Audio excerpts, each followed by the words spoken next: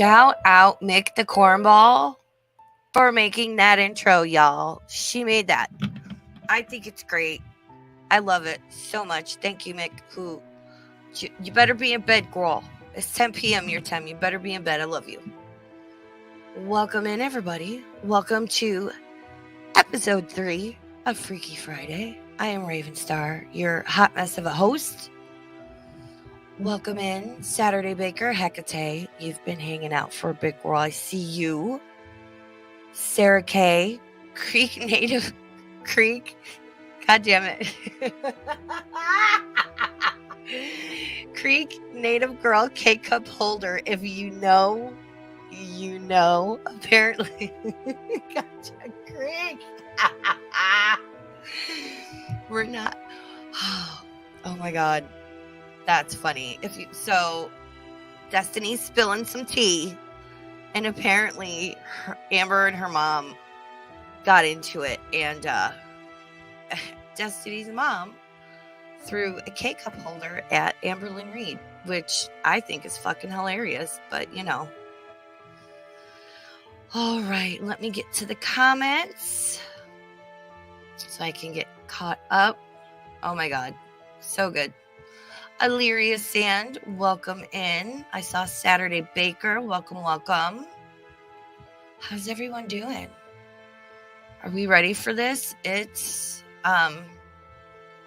this Ham and Beans. How you doing, hon? Good to see this. Good to see you. Sorry, I'm like reading and yes, Ham and Beans. Yes, I'm so stoked for this. Jordan is an interesting man. Listen, there's very few people I believe and that I can feel from their energy. They're like, no bullshitting, no holds barred. They're just sharing their experience, their info, the knowledge we need to know. And Jordan is one of them. That's why I think I tweeted out, like, you know, my favorite esoteric expert in everybody's pawpaw, Jordan Maxwell. Rest in peace, Jordan. He passed last year. Very, very sad. But Capone Boxer, Replay Gang, Strange Buzz, Replay Gang. Yeah, apparently my Black Eyed Kids video got quite the views on the replay. So I'm trying to pace myself more. I get very nervous. I rush. I forget things that I want to say. And I need to remember that I'm in the driver's seat. We're here to learn and have discussions. This lecture, I have watched this lecture. I haven't watched it in like a little bit. Sorry, I'm still getting over being sick. I'm sure you can hear it in my voice.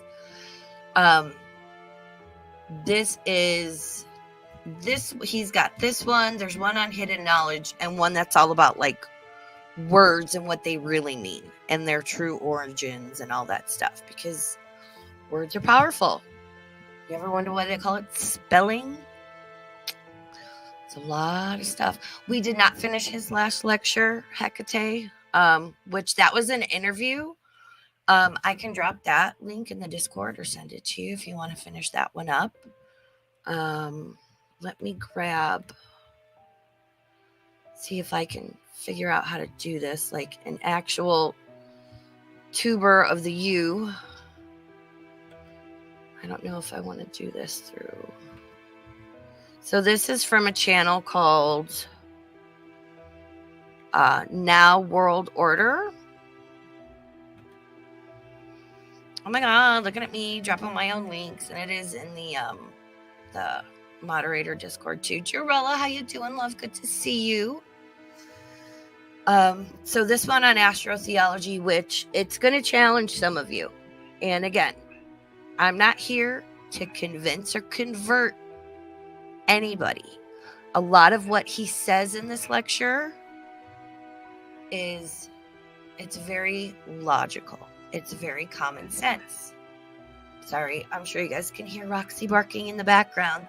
Thanks for that, Mom. We talked about this. Thanks.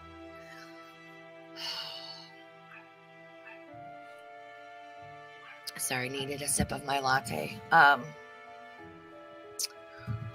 So I might need to text her and be like, the barking.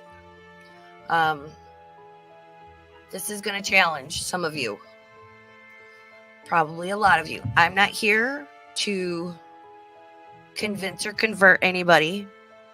Statements I make towards like the Catholic Church, religion as a whole. If you are a devout religious person, please understand, I'm not saying that towards you. This life sucks. This life is hard. And if you find faith in whatever religion and it helps you get through and gives you that strength to deal with life every day, good on you. Just be aware. That's all. Just be aware. That's what a lot of the Jordan Maxwell esoteric kind of like symbolism stuff we're going to get into is just have the information. The first time I learned about the Sumerians and the Anunnaki had my mind blown. And yes, we're going to cover that too, which everything's connected. Fuck your chicken strips. I could say. Yes, Illyria, I think, did my link go through? It sure did. So this, the channel we're watching this interview on is called Now World Order, which is a play on the New World Order, which is a thing. I was talking with with a friend in the community, and we talk about a lot of this stuff. She's great. I appreciate that people are starting to kind of come to me and look at me. It's like, hey, you know about all this weird shit. And I'm like, I sure do. What do you need to know? And Sarah Kay I'm working on one of her suggestions she gave me. I'm not decided what I want to do next week because Jordan is long. He's heavy, right? It's a lot of information. A lot of information that challenges a lot of people's established belief systems. Because here's something I've always asked myself. And before I lose my point. So in between Jordan, I like to do like the lighter subjects, which, you know, if skinwalkers are a lighter subject, then there you go. Yes, ham and beans, you are right. The Epic of Gilgamesh is amazing. Oh, yes, Creek Negative Girl, K-Cup Holder, that fucking name. That's up there with April says Country Crock is butter. Epic. Creek says, I've been learning about this type of thing for the past 5 years. It's a lot. Same. Couple that with learning about your, I hate the term abilities because, like, I'm not special. We all have that sixth sense. We all have that. If you want to call it like gut instinct or a woman's intuition, uterus, fallopian tubes, a woman, all that stuff. I'm not going to get into it. God damn it. But yeah, we all have that capability. We're just told that's not real. You're crazy if you believe in it. No. Do you think it's easier to control prisoners if they don't realize they're prisoners, or if they do? If they don't realize they're prisoners and they're comfortable and they're entertained and distracted, what do you think's easier? Who do you think is easier to control? Who do you think is more docile? There's so much crap I want to talk about, but it leans political, so I'll have to share some stuff on my Twitter because, yeah, there's a lot of stuff coming out about things that have been taking place the past couple years, and it's like, oh, but look, I was right. Anywho, let me stop my blabbing. So, yes, Nephilim, listen, we're going to get to all of it because it's all intertwined. It's all connected. One thing can lead into this, can lead into another. It's like an onion. It's all layered. Hi, Irma Gerd. Welcome in. Sarah K. Yo. I'm too sleepy to question my whole life right now. So, this lecture is called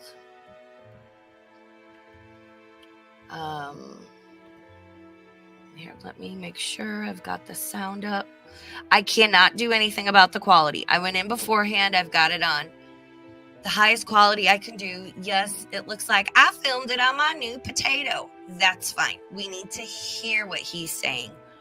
And I'm a visual person myself, so I get it. I apologize. I'm a very visual person, you know. I do better watching live streams or in podcasts than just listening to them. And can I say I had sushi beforehand? But I make my own dipping sauce. Y'all. Soy sauce, some seasoned rice vinegar, like a drop of sesame oil, some squeezy ginger in the tube, a hefty spoonful of chili crisp. If you know about the chili crisp, you know about the chili crisp. Mix it all together, some sesame seeds. Oh, pair that with the sushi and then the ginger and wasabi from the restaurant. Oh my God. I was living my best Chantel life, I'll tell you. And 2 kilograms is equivalent to 4.4 pounds. Girl, you pooped. Congratulations on the giant shit you took and you lost 4.5 pounds. Congratulations, Chantel. Wow. No, it's not gochugaru. It's chili crisp. It's different. It's red pepper flakes, I think shallots and garlic that are deep fried and then just like put in the jar. Oh my God, it's so good. Illyria, you follow me on Twitter. I'll post some pictures of it. Oh my God, it's so freaking good. I mean, mix it in, put it on everything. Like mix it with a little Kewpie mayo, little spicy mayo. Oh my God, so good. Okay, anyway. Again, disclaimer. Oh, let me put up my little banner so I can beg people to subscribe.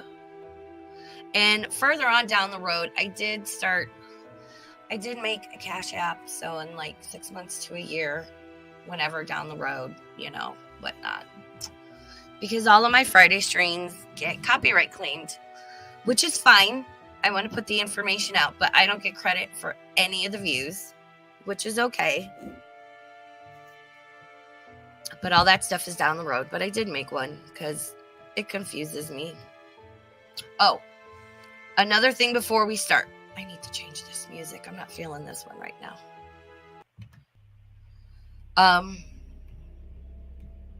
Because we're all up in the gore world, right? Is where the base of my audience comes from.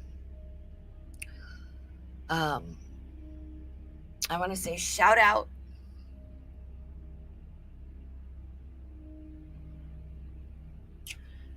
to MFW. And this hits me personally. And I don't care who likes her, she did this, I don't care. She's a fucking human being, right? I'd throw her ass in my Sorrento and drive her to the fucking hospital before the majority of these other bitches out there, including fucking Chantel, which she wouldn't fit anyway. I digress. We all know MFW's been struggling with alcohol. She has a gastric bypass. She has a gastric pouch. Those two things don't fucking mix. I know, because I live with that every day. Not me personally. My mom has a gastric pouch. She has drank herself into perforation before, and she's gonna do it again. So this hits me on a personal level. I fully admit that. So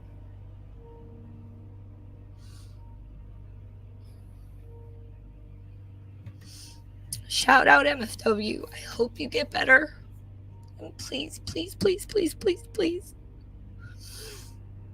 As somebody who has to live with and deal with an alcoholic every day, not just them being intoxicated, but living in constant fear of where is their rock bottom? What is that? What does that look like? Is that death? Is that crashing into somebody? Please, please, please, please, please. You're in the hospital, you can't drink. Please grab onto that sobriety by the balls, girl. You're a bad bitch. Act like it. Grab onto it and don't fucking let go, Katie. Please.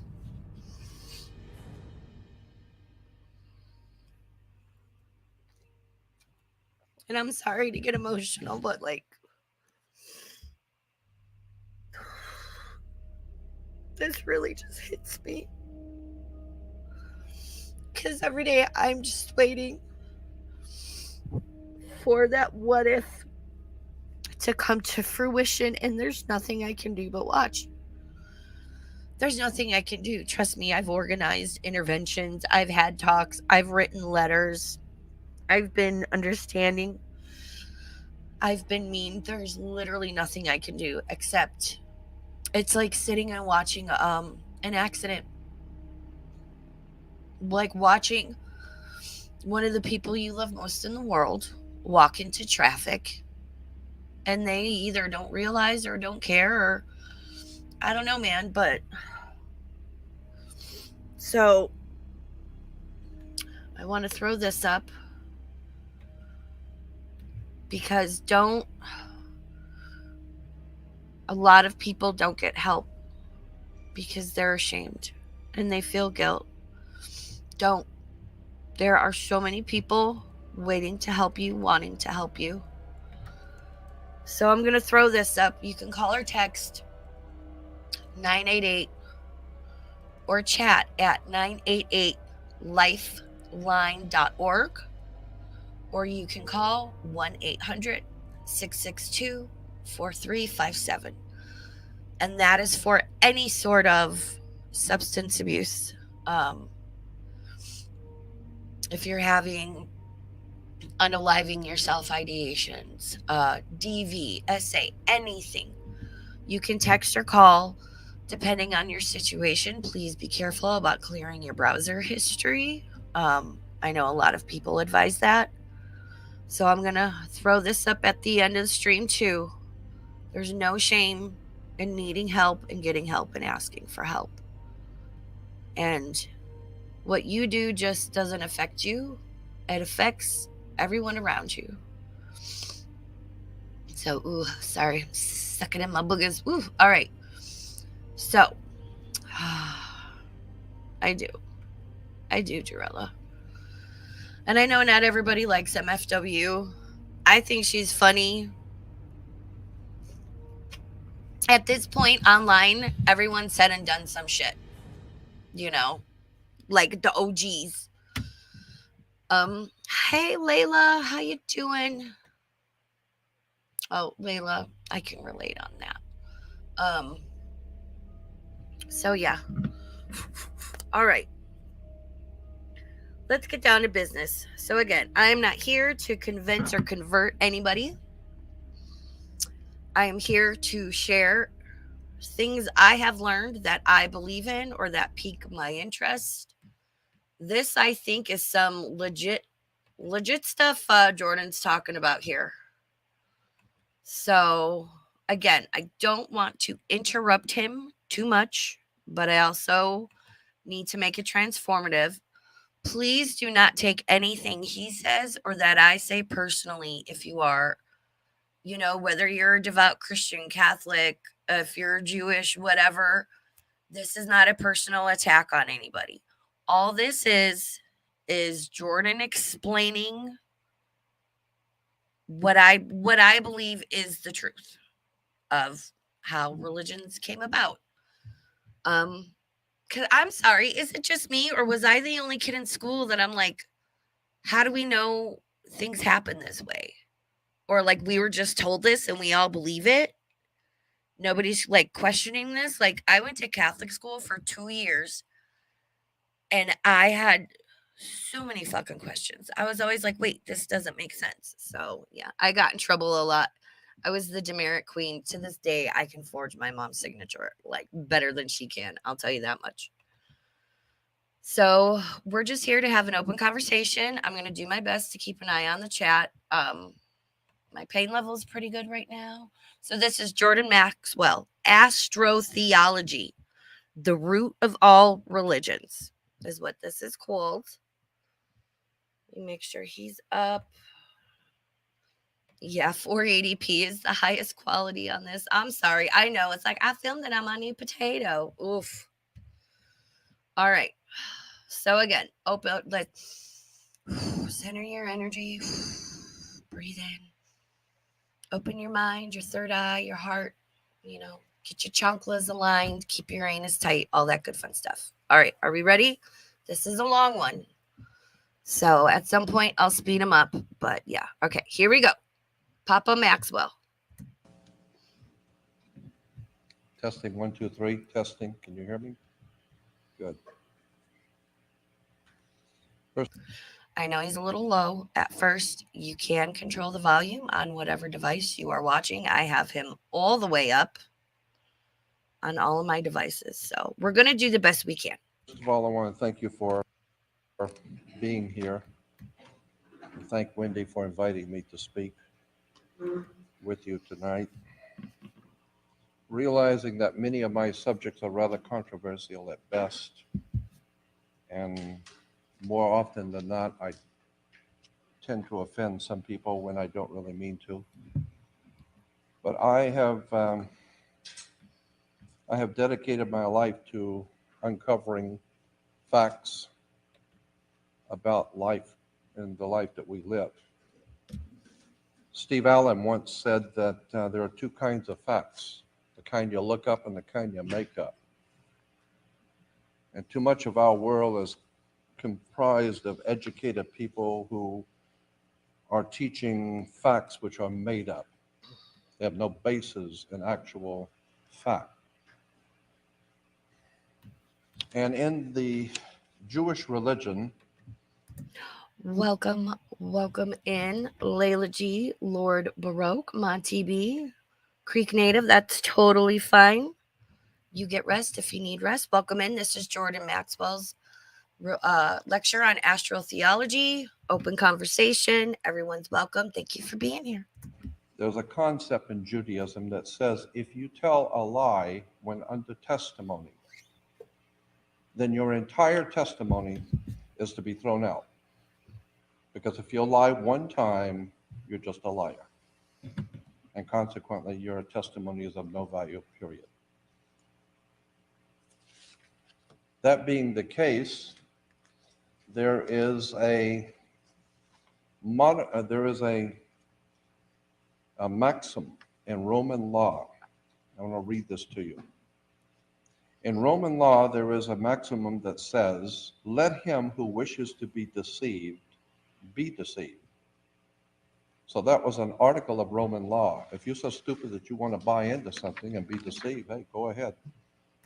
That's what I think. If you just want to believe whatever we're told, I'll use the great Panini as an example. Something wasn't right. Something wasn't right. And then that, you know what, came out, and they're like, you need to get it. You're killing people if you don't. And I was like, this shit wasn't tested. It's the first of its kind. And like, I don't trust this, and I don't think it's safe. Literally had my life threatened. Actually, no joke, had somebody threatened to shoot me in the head for not getting the you know what, the pokey. I strongly advise you, I can drop links on my Twitter to look up the conferences they're having. Oh, it didn't work. It's fucking people up. And mark my words, in the next 10 years, why is everybody sterile? Infant mortality rate has already gone up expeditiously. It's all population control. That's up to you. Georgia Guidestones. Let me give you an example of how we are being manipulated. Question everything. Question everything. Papa Maxwell knows. And exploited by people who would present their notions as true, in point of fact, having no factual basis at all. Here in the Talmud, in the book of the Talmud, in Gittin, Gittin, which is the name of a book within the Talmud, Gittin 57b says this. Now, this is the Holy Talmud of the Hebrews. And Gittin 57b says, quote, that 4 billion Jews were killed by Romans in the city of Bethar, Jeez. Bethar. 4 billion Jews were killed by the Romans in the city of Bethar. 4 billion Jews killed. In getting 58A, Were there that many people on earth at that time? Like, see, I'm not like, and understand, in this day and age, if you don't agree with whatever the status quo is, and we all know what it is, um, you're labeled as a phobe or an ist of some sort. But I'm like legit asking questions, like just in general, but with stuff like this, it's like, were there 4 billion people on earth in the time of the Romans at any time? I don't know. I don't know. the Talmud says, quote, that 16 million children were wrapped in scrolls and burned alive by the Romans, end quote. And stop hurting each 16 other. million children burned by the Romans. Don't kill people. 4 Like, billion damn. people Be killed. nice. As far as I'm concerned, it is part and parcel of what I have come to learn about theology in the 43 years I've been looking at theology. There's a very important question you might want to ask yourself. How important is it really to know the truth about anything, especially in America? I love that. How important is it to know the truth about anything? Anything. Especially in this day and age. And everybody wants to scream misinformation and society, the world, and law doesn't work on fucking feelings. Like, do your thing, be yourself, whatever. I'm going to say some shit during this stream. I know I am because I can't hold it anymore. It's like a big fart. It's got to come out. I'm sorry. But like, we're just told, like, again, I'll bring up during the Great Panini. I'm like, that doesn't seem right. That seems off. Yeah, it turns out they were inflating the numbers. They were listing deaths that weren't Panini deaths as Panini deaths. And again, totally lied to you about the pokey pokey. And the people that trusted, blindly trusted, or, oh, I had to get it because of my job, or, my grandma was in a nursing home. If I wanted to see her, I had to go get it. And I don't fault anyone if you were forced or you truly believed for getting it. But the fact that now, we need to talk to more of our coroners. I'm sure you've heard of it. There's a documentary called Died Suddenly. It's like that. There's been 3 meetings of this pokey pokey summit of doctors that nearly from the beginning, and some have changed their stance. They're like, this isn't right. This isn't cool. This doesn't work and it's hurting people. Oh, no, it's fine. It's safe. It's really fucking important to know the truth. And if you are doubtful of what you're being told, you should be able to reasonably and logically speak up and ask questions and not get fucking attacked for it, not get canceled because everybody's all in their little feelings these days. Oh my God. I can't. How really important is it to know the truth, the factual truth about anything?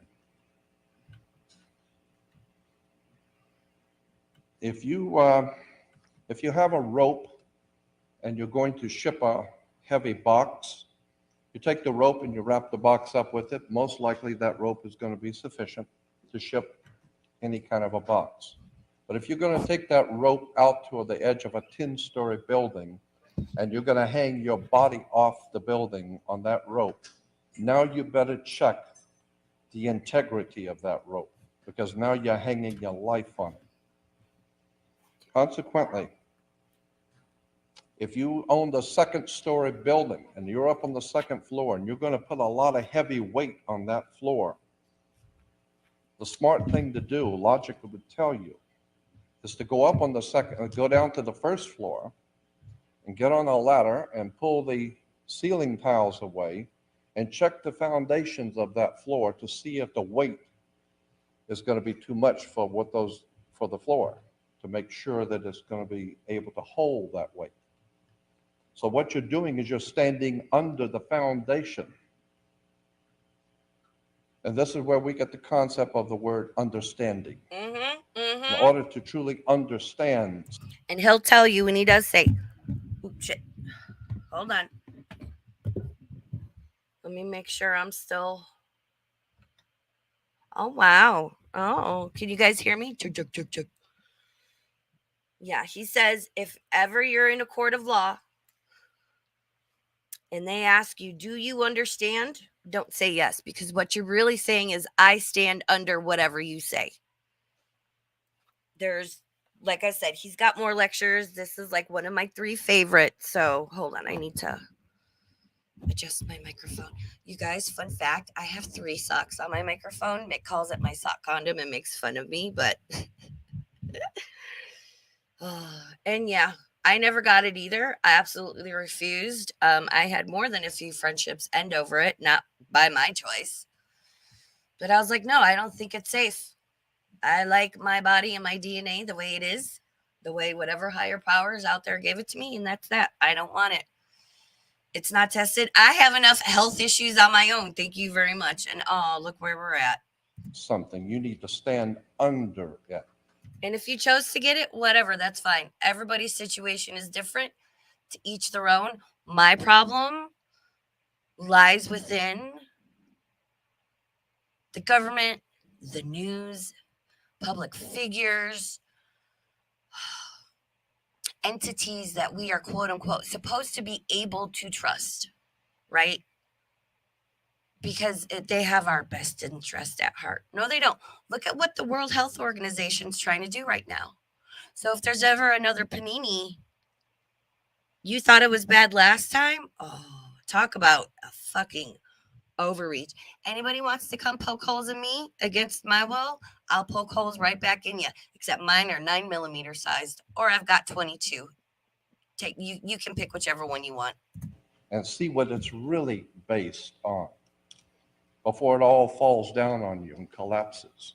Again, I will ask the question, how important is it to know the truth about anything, especially about God? Same Hecate.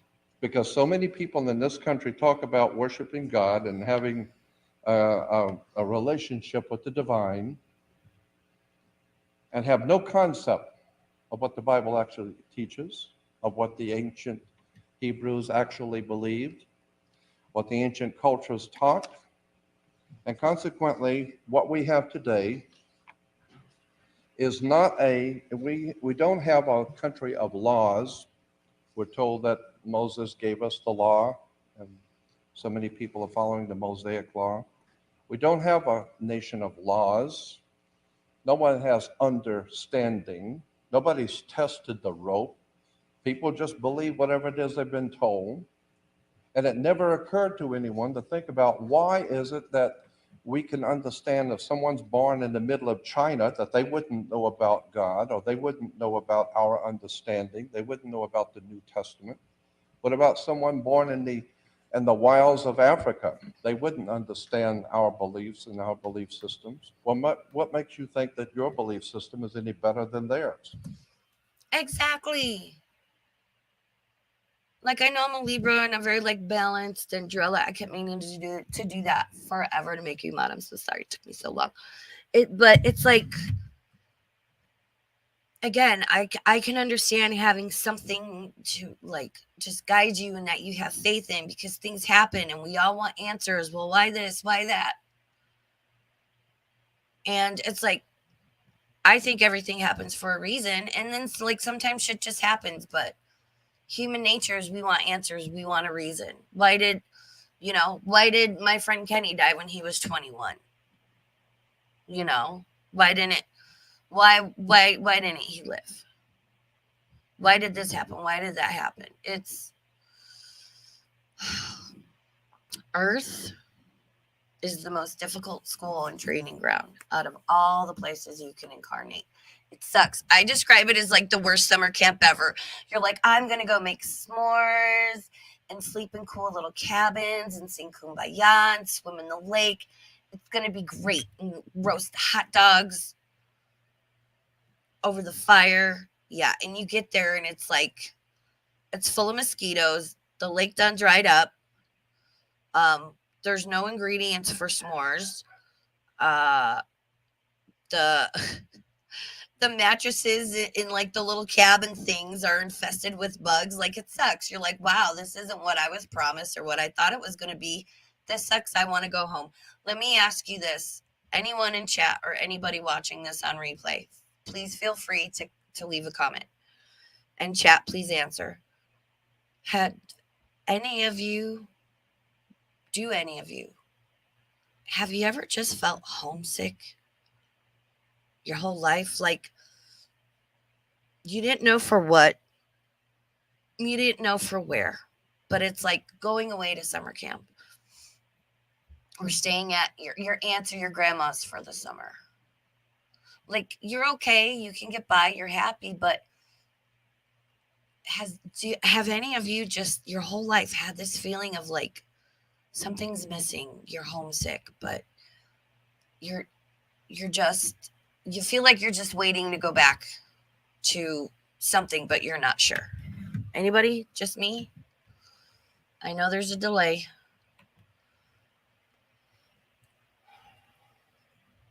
Lord Baroque, when I tell you I love a sea turtle, turtles are my spirit animals, all turtles and tortoise. I love them so much. I have a sea turtle tattoo on my leg. Please share all of your facts and all of the turtle facts. Please, please, please, please. Thank you. I love you. Good to see you as well.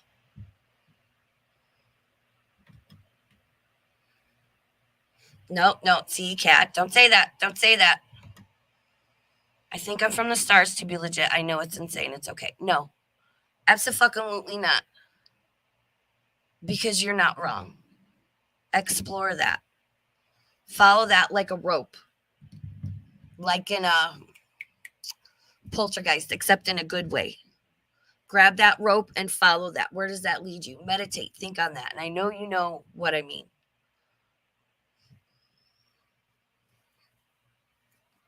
But a lot of us are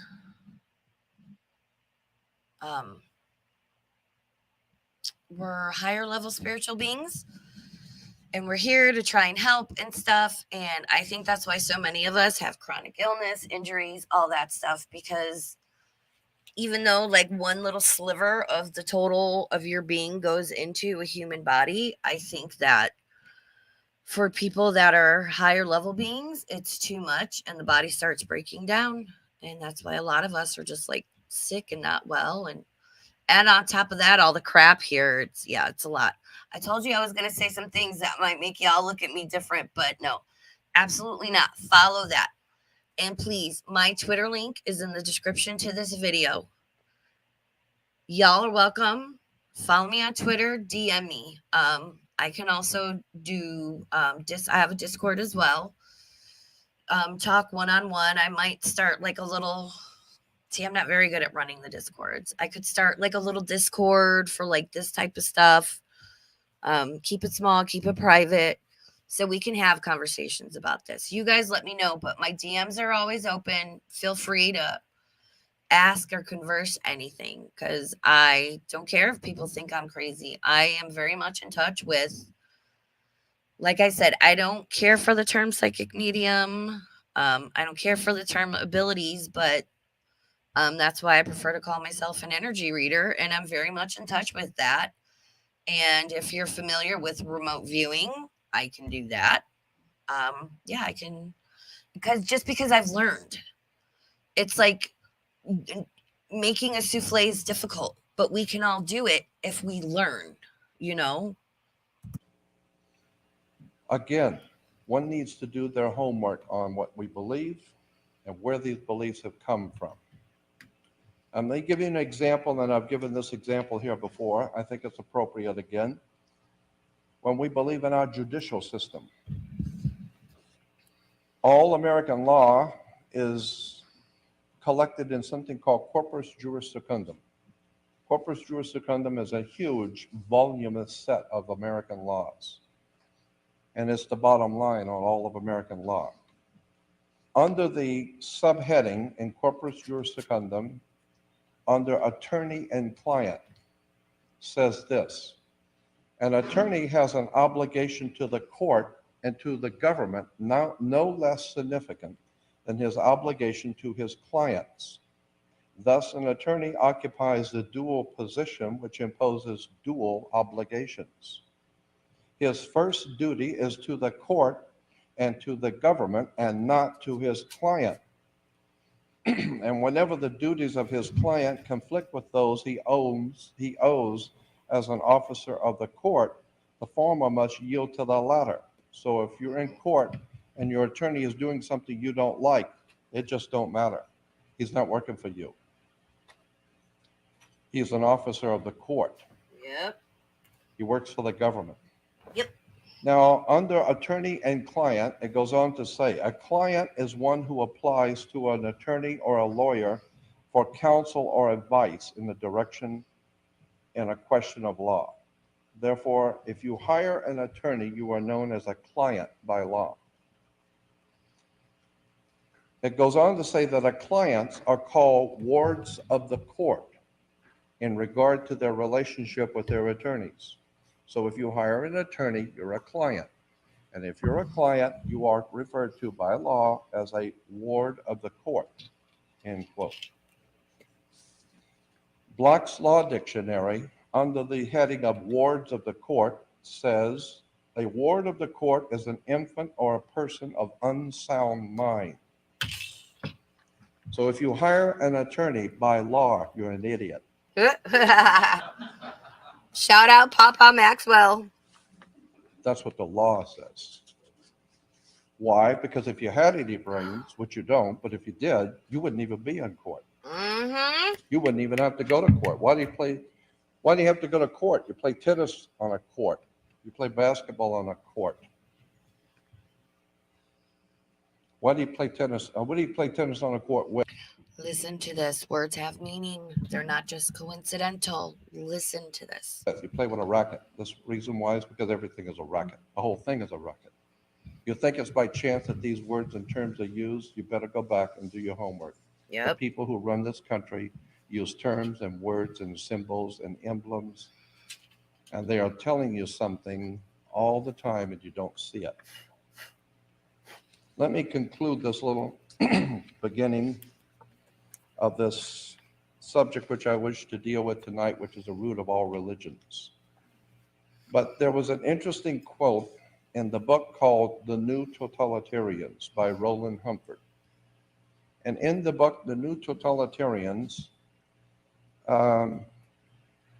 is a quote by Julian Huxley in the book called 1984. In the book 1984, Julian Huxley in England wrote the forewords to 1984. And in the forewords, Julian Huxley said this, quote, as political and economic freedom diminishes, sexual freedom tends compensatingly to increase.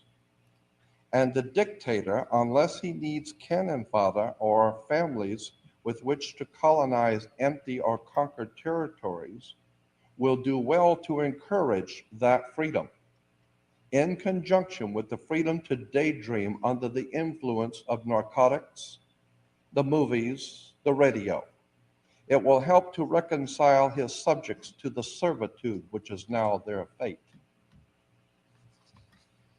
What did I ask before in the beginning of the stream? Who do you think is going to be easier to control? Somebody who doesn't realize they're a prisoner or being controlled, or just cattle, and they're comfortable and they've got their phones and their McDonald's. And I mean, listen, my Starbucks, like, girl, it's the summer games. If you have the Starbucks app, it's the summer games. Like, I fall into the system too. Is what the fuck else am I going to do? I'm stuck here. Well, what did I say? Who do you think is easier to control? Somebody who's not aware of their status as a prisoner, as a whatever, or somebody who you've got in a 3x3 cell, like solitary confinement in prison, which I think in some cases it should be used very limited. I'm talking maybe a couple hours a day. They put guys in there for months, if not years. That is fucking torture. That is cruel. And please, speaking of, tune in Sunday for my weekly recap. Again, it's going to be a little controversial, but I think there's some stuff we needs to be gone over and talked about. But yeah, think about that. Like, really, stop and just look around you one day. All the symbolism, all the stuff that's thrown at us, all the shit people are getting upset about. I'm sorry. Have we completely fallen down the rabbit hole where I now have biological males, and I'm sorry, I don't care if people get mad at me for this.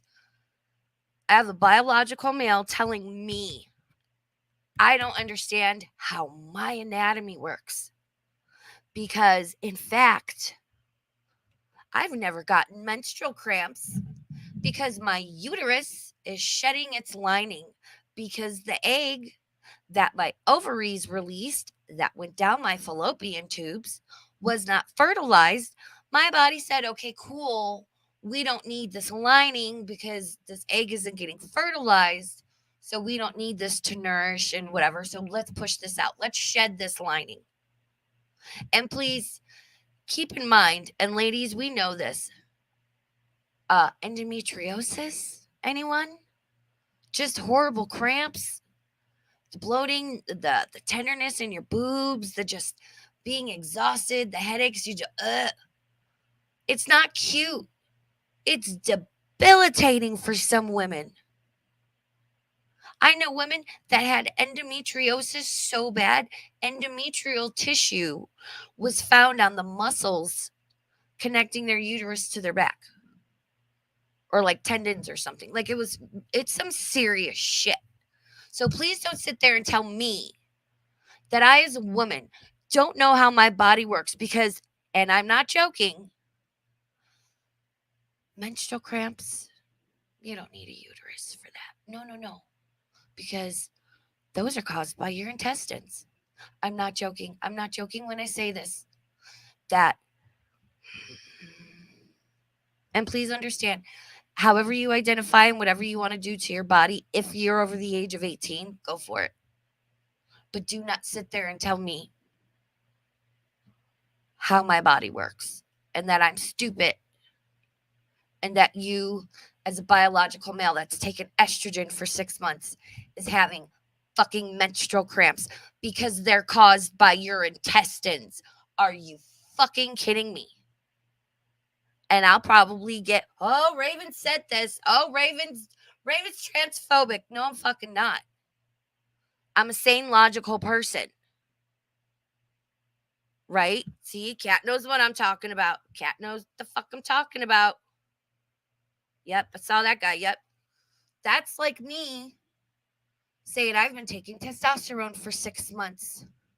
I ejaculated semen. Not fucking possible. But, and I have a point to going off on this little tangent. Because now we're told if you disagree, you're a bad person.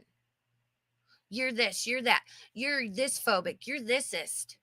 No, I'm fucking not. But I'm sorry, as a woman, I'm going to stand up for fellow women and our kids and protect women's spaces because it needs to be done. And if I get canceled, fucking cancel me. I don't care. Because when there's other trans men online saying we need to arm up, and if you try and stop me from going into a bathroom, it'll be the last thing you do. Pulling as a gun owner, and I have a CCW. You have to take a class and pass a test. That's an FBI level background check. Hi, Blondie. Ooh, you came in at an interesting time. You do not. That is that life or death only. That is, this person has a knife, a gun. They're throwing bricks at my head. They could kill me or seriously hurt me. That is life or death when you pull your sidearm. That is not because somebody won't let you into the bathroom because their 6-year-old daughter is in there. And sorry, not comfortable with you coming in there. You can claim to be whatever. We need safe spaces for women and we need to protect them. Hate me if you want. I'm past it because you know what? If that ever happens in front of me, I'm going to consider that person pulling their sidearm, their gun, because somebody won't let them into the women's bathroom because you look like a dude and you still have your penis intact, and a mother does not want you in there with her small children. You think it's a good time to pull your firearm? No, it's fucking not. I will then consider you a threat, and I will then pull my sidearm to protect mother and child from your crazy ass. The world is going nuts. We need to start speaking out about it. This all ties back into Papa Maxwell and what he's saying here. Because I've realized in the past month or so, I used to stay quiet on this because I didn't want to get involved. I didn't want to upset anybody, and I still don't. Like, I'm not trying to attack anybody personally, but like, there's some crazy shit going on. We need to start speaking out about it. We need to start supporting each other that speak out about it, whether it's that or saying like, hey, things aren't what they seem to be. And share information like Papa Maxwell's sharing. Oh my God, what a tangent. I'm going to get myself in trouble. I don't care. Come at me. So what he's saying is that as your political and social and economic freedoms are diminishing, they're giving you plenty of sex, drugs, and rock and roll and entertainment to keep you occupied as they're planning your demise. Because the people of this country are hated by the most powerful bankers in the world. And America is the most hated country in the world because the men who founded this country went against the most powerful banking families in the world to establish this country and basically said to the Queen of England, you come over here, we'll whip your ass. And they did. The Americans, there was only a 2% of the male population in this country stood up against the British fleet and sent the British back home with their tails between their legs bleeding. And you got to understand, young people will understand this. If you beat somebody up in the mob or in a gang war and you beat somebody up, you look like a big important guy. But it ain't over yet. They're coming back. You just opened up a can of worms. Consequently, when the men that founded this country defeated the British in battle, they opened up a war against the most powerful banking families in the world, and it's not over yet. They're coming back, and they're going to do a number on this country to teach Americans, don't you ever again talk about being free. America being the land of the free and the home of the brave. We're not free or brave. We're slaves in our own country. Yep. One of the most important reasons why we are slaves is because we're ignorant. Yep. Thomas Jefferson said. And I just want to give a big shout out to our veterans, people that currently serve in the military, law enforcement, past and current, those that are joining. No entity, organization is without corruption. You're going to get, you're always going to get those few bad apples. You're always going to get those assholes. Like I saw that video with that guy from Puerto Rico who was like trying to get his rental car from Hertz, and the cop was fucking rude, and the Hertz worker was ignorant. Hi, Puerto Rico is a U.S. territory. He doesn't need a passport. He was a federal officer in Puerto Rico because it's a U.S. territory. Those two need to be re-educated and fired. But, No big mainstream media. Moral outrage for that. Because he's not throwing around his pronouns or whatever. He's just a dude wants to get a car. It's fucked up. But shout out to our law enforcement officers and our military. Like, seriously, you guys are the best. No country and no people can remain free and ignorant at the same time. Nobody's going to be free or ignorant. You can either be ignorant and stupid or you can be free. You can't be both. Which brings me to my subject, the root of all religions. I find it to be amazing that so many people in this country give lip service to God. They talk about God, they talk about the presence of the Almighty, and have no concept in the world where the word God comes from. Have no concept in the world where the theological ideas and concepts have come from in the Western civilization. God is simply the word dog spelled backwards. I This love is why our dogs. churches have dogma. Eh, eh. You need to understand that God, the root word for God coming out of Europe, is Goth in German, G-O-T-H, which gives us Oh. Gothic cathedrals, Gothic architecture. That's German for God.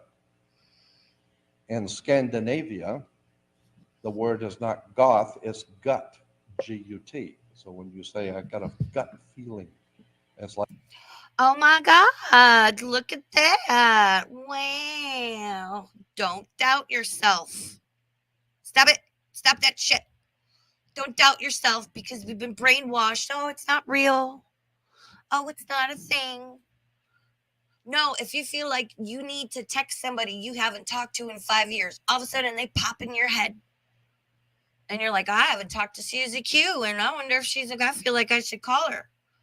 And you do, and she's like, oh my God, I was about to do something bad, but because you called, like, I know, very dramatic. We've all had those experiences. Listen to that inner, whatever you want to call it, your intuition, your gut feeling. That is real. That is energy. Listen to it. Call it whatever you want. I don't fucking care. It's all the same thing, but it's real. Do you ever wonder why? Okay, and I'm sorry, Disney next to the Catholic Church, absolutely pedophilic, satanic, corrupt, yucky, yucky, icky, icky. Blah, blah, blah, blah. Nope, nope, nope, nope. Want to talk about human trafficking? Disney, how you doing? And their woke agenda is just fucking. Oh gosh, it's just. Oh, stop with the. Just can we stop? Listen to your gut feeling. Listen to that energy. It's like, when it's like sometimes you'll be in an elevator, people, male, female, guys, girls, whatever, come in and out. You're fine, but then somebody will get on, and you're like, ooh, I don't like this person. Ooh, and your like inner alarm bells go off. That's your natural psychic ability. Listen to it. Explore that. Why is it where it's all shoved in our faces through, oh, Disney and the magic of this, and oh, we're in the studio creating magic and this and that. It's shoved in our faces, but then we're told it's not real?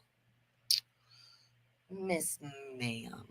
like God's telling me something. Its gut is Scandinavian for God. You go back to the word God, because I said God is dog spelled backwards. Why? Because in the ancient Egyptian religion, the most powerful divine being in all of Egypt was Osiris. And Osiris said that the gods who came from the star system of Osiris. And we will be, I think we might jump into Samaria and the Anunnaki because this kind of leaps, springboards into that. I'm going to try putting him up to, I don't know what do we have 1.25? Yes, let's do 1.25. We'll see how he is.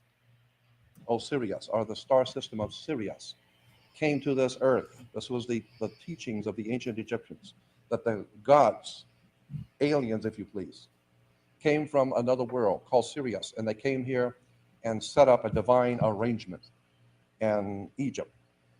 And this is where we get the word sir. Yes, sir, comes from Sirius, Osiris. And today we know that Sirius is called the dog star. So when you begin to look at the movies, television, research these subjects for many years, you begin to see how words and terms and symbols are being used to manipulate our thinking. And again, I ask, how important is it really to know the truth? In Indiana Jones and the Last Crusade, no, Indiana Jones and the Raiders of the Lost Ark, he is in his classroom at the beginning of the movie. And he is saying to his class that if you are looking for the truth, you are in the wrong room. That's down the hall and to the left. That's religion philosophy department. He said, I am an archaeologist. I'm looking for facts, not truth. Because what's true to one person may not be true to another. So only if truth is founded on facts can you begin to build a life. And again, if you're hanging by the belief in something which is untrue, somewhere along the line, it's going to bring you trouble. So when you understand that there is I'm very familiar with Dolores Cannon. She's on my list of topics to cover. an ancient lineage of theology and religion that connects to government. Because in the ancient world, kings and rulers will always occupy two different positions at the same time. Ancient kings were always, of course, the head of the kingdom, but they also were the communication with the gods. So consequently, whatever the king did, he had a divine right because he was in with the gods. We still have such things today. We still have such people today who think that they have a God-given right to rule over the human family. Somewhere along the line, I believe there's going to come a time when the divine presence in the universe that we call God is going to show itself. And when it does, it's not going to be like anything you've ever anticipated. It is my belief that we have not even come to know God. We have not even come near to understanding the implications of what is in the Bible. Let me say at this point that I am not an atheist. I'm not even a humanist, though I respect both groups. The thing I respected about Steve Allen was a good friend of mine. We did a lot of projects together, television and radio together. But when we were speaking before audiences, Steve Allen is or was a humanist. And of course, his stature was far better than mine before an audience. But I always appreciated Steve Allen when he would say to the audience that Jordan and I have different views on some subjects. But just because I have a different view with him does not mean he's wrong and I'm right. That's not what it means at all. It just means we have a different view. And that perhaps I'm wrong and maybe he's right. That struck me as being a very big man to be able to say that, because in point of fact, that's true. I don't think anyone has the whole truth on anything. Yep. And I think that we learn every day from people, and the Bible says. Oh, I know it's late on a Friday night, but I noticed that, like, I said what I said about certain things, and we lost a few people. Oh well. We learn it from children. Even a child. It could be for children whatever. Will tell you some of the most off-the-wall things about you that are right on target, and they're not playing. They mean what they're saying. So many people today in this country go to church. Oh, and who even knows what CERN's doing? Everything that really started me down this was the Mandela effect. That's when I woke up. I was like, whoa, wait a minute, what's going on? And then you add CERN, and yeah, like I said, everything's interconnected. Church and have no idea in the world where the word church comes from. The word church is an English word that is based on a Scottish word, Kirk. This is why in Star Trek you have Captain Kirk. The good ship Enterprise. Enterprise, Kirk, church. This is why so many churches are divided to denominations like 10s and 20s and 50s. These words, they mean something. Yeah. Kirk is Scottish for the English word church. But Kirk goes back to a Roman word, Circe, C-E-R-E-S, Circe. Oh, like Cersei from Game of Thrones? Circe was the name of a Roman goddess. She was called Mother Circe. Like, seriously, oh my God. Mother Circe could be traced back to a more ancient goddess in the Greek mythologies named Circe. Mother Circe in Greece became Mother Circe in Rome, became Mother Kirk in Scottish, became Mother Church in English. Mother Circe in Greek, go back and do some reading on Greek mythology. You will find that Circe, Mother Circe, was able to hypnotize people and bring them into her home and hypnotize them and turn them into pigs and animals and then eat them. She would live off of them. This is precisely what Mother Church was designed to do some 1600 years ago by Constantine, Emperor of Rome. In the city of Nicaea, France, Emperor Constantine called together all of the magic practicing priests of the Roman Empire because the empire was in trouble, like America is today. America's falling apart. Mm-hmm. America's in decline. And this was years America ago. is collapsing. This lecture. And I am of the opinion that America is collapsing because it's God's will that this nation collapse. Because it has accepted lies and deception and promoted all the teachings that are just not true. And somewhere along the line, that divine one in heaven couldn't possibly care less about what we think or how we view anything. It has its own agenda. Yep. As one minister I had respect for many years ago said, if God's going to do something, you can't stop him. If he's not going to do it, you can't make him. So since you can't influence anything, you ought to just shut up and sit down. Mm-hmm. And that's exactly what the scripture says. Be still and quiet and know that I am God.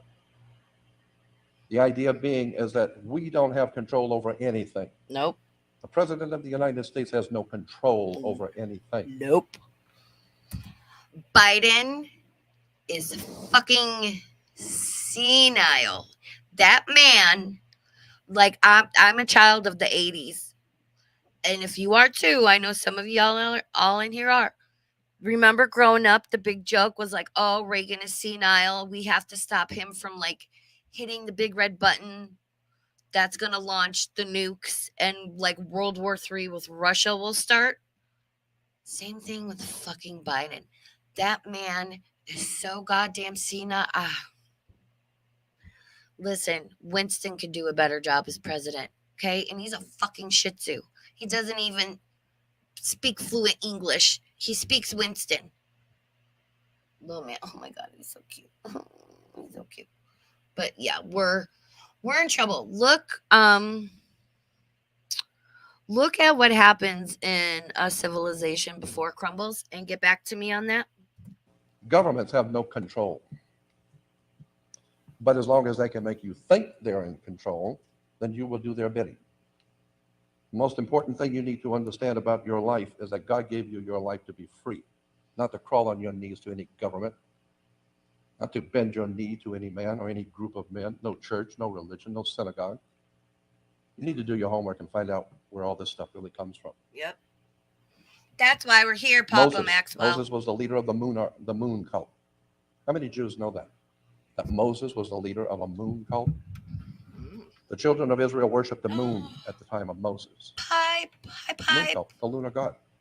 This is why all celebrations in the holidays in Judaism are celebrated after sundown. Do you know why all the celebrations in Judaism are celebrated after sundown? No, I don't. It's because they were worshiping the moon, and that's when the moon comes out, is after sundown. When you begin to see how the stories of Moses giving us the law, the 10 Commandments, go back and read the 10 Commandments. You'll find out, first of all, there's 2 different renditions of the 10 Commandments in Genesis. One says one thing, one says the other. But the 10 Commandments of Moses is based on an Egyptian story called the 12 Negative Confessions. The 12 Negative Confessions were borrowed from the Law of Hammurabi. And the Law of Hammurabi goes back to the most ancient laws that this world has ever known, in the Assyrian Hammurabi king.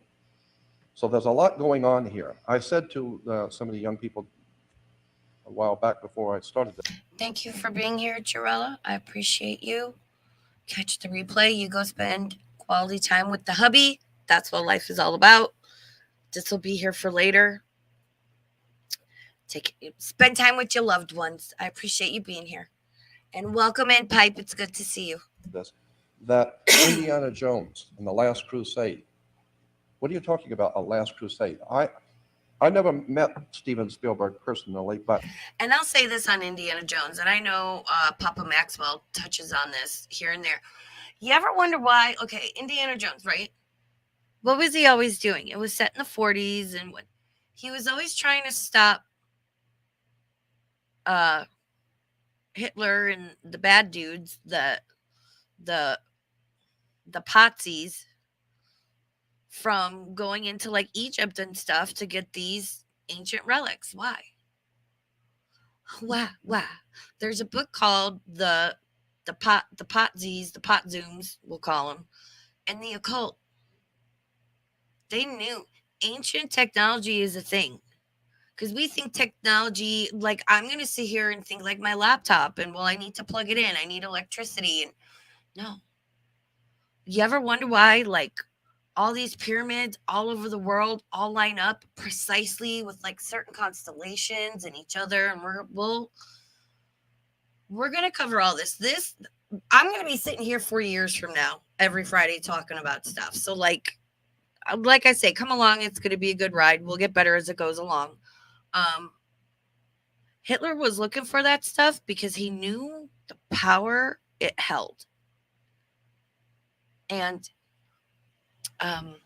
fun fact, you know what? We'll talk about that another day. What happened to all the people at Operation Paperclip, and how a lot of those bad German dudes came to the U.S. and ended up working for NASA, and how Hitler did not, and Eva Braun did not kill themselves. They actually moved to South America. Boys from Brazil. I know that's a book, but like The Town with the Twins, and we are never told the truth. We're never told the truth. We are told what they want us to think is the truth. So question everything. I am convinced that Steven is many things, but stupid isn't one of them. He doesn't make movies that are based on Cat, I absolute love you. total fiction. This guy is around and in the company of brilliant people. Hollywood is turning out some impressive material. You need to do your homework and look at these stories that are coming out. In the what we would refer to, and I'll get back to Steven Spielberg, I have a reason for bringing that up. In what we would call the white man system, which is a Druidic, Northern European religio-political economic system. For 1,000 years before the Roman Empire, Western Europe, Scandinavia, Britain, was what we might call the white establishment on the earth. And one of the most important priesthoods in that ancient establishment were the Druids. And the Druids had a very important symbol that they used that we still have today. It was a magic wand. Oh, yep. Many of the Ham and Druid beans, priests yes. used magic wands, like Merlin the magician with his magic wand. Magic wands were always made out of the wood of a holly tree. It's made out of Hollywood. Hollywood. And they're still working their magic on us in Hollywood today. This is where the word comes from. See, I told you. So I am of the What did opinion I that say? unless and until we are prepared to look at the actual factual foundations of where our belief systems have come from, we're never going to be able to honor the God that we give lip service to. I am so totally convinced in my own mind that there is a divine presence in the universe that men have called God. I have no problem with that idea at all. I'm totally convinced that this. I believe that. I think there's got to be something. Some people call it source because it's the source of everything. Some people believe in a God. Some people in religions believe in multiple gods. Agnostic is like you believe in a divine power, a higher power, not necessarily like a Christian God or anything. Some people are, Jewish, Muslim, Catholic, Christian, Buddhist. I think all religions should be respected. And I like to understand as many religions as I can. Just, because I'm a curious person. Me personally, and whatever you believe, cool. Me personally, for me, there's, like Jordan says, there's a higher power of some sort. I'm not quite sure what it is, but yeah. Like, I don't think we're just out here alone, haphazardly floating through space with our little cell phones, you know? Like, there's got to be a conductor on the train. You know what I mean? Does that make sense? This is an absolute fact that there is some sort of a divine, quote, matrix, end quote. Incidentally, I produced a television show called Matrix back in 1989. Woo. Nobody ever gave me anything for the new movie. But going back to the fact that I believe that there is a God, I believe that there is a divine presence in the universe. Yeah. But I'm also well aware that that presence has been misrepresented for many reasons, usually for ignorance alone. And this is why I wanted to talk a little bit this evening about the religion that we hold holy and where it came from. Keep in mind that all of the religious teachings of the Western world and our Western civilization, all of the religious concepts and ideas that we hold dear, have developed in the Northern Hemisphere. In the Western world, we have no religious concepts or beliefs that originated in the Southern Hemisphere. They all started in the Northern Hemisphere. That's important.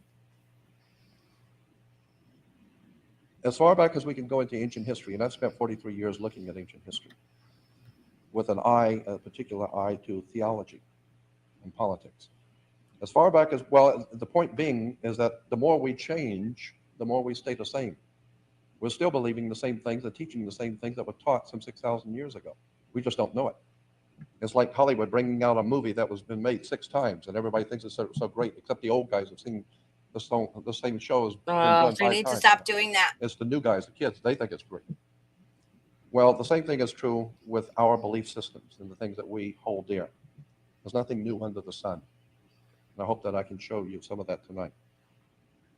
Put yourself back some 6,000 years ago, when we don't have indoor plumbing, we don't have heat, mankind living on the great deserts of the world, from the Serengeti in Africa to the Fertile Crescent in Iraq and Iran, 6,000 years ago, the ancient world, and probably far further than that, but let's just go back 6,000 years. The world was a very hostile place to live in for humans. It got very cold at night. And the animals, the predator animals, came out at night looking to get something to eat, something that was warm-blooded. So the idea is that if you didn't protect yourself when the sun was up, when the sun goes down, it's going to get cold.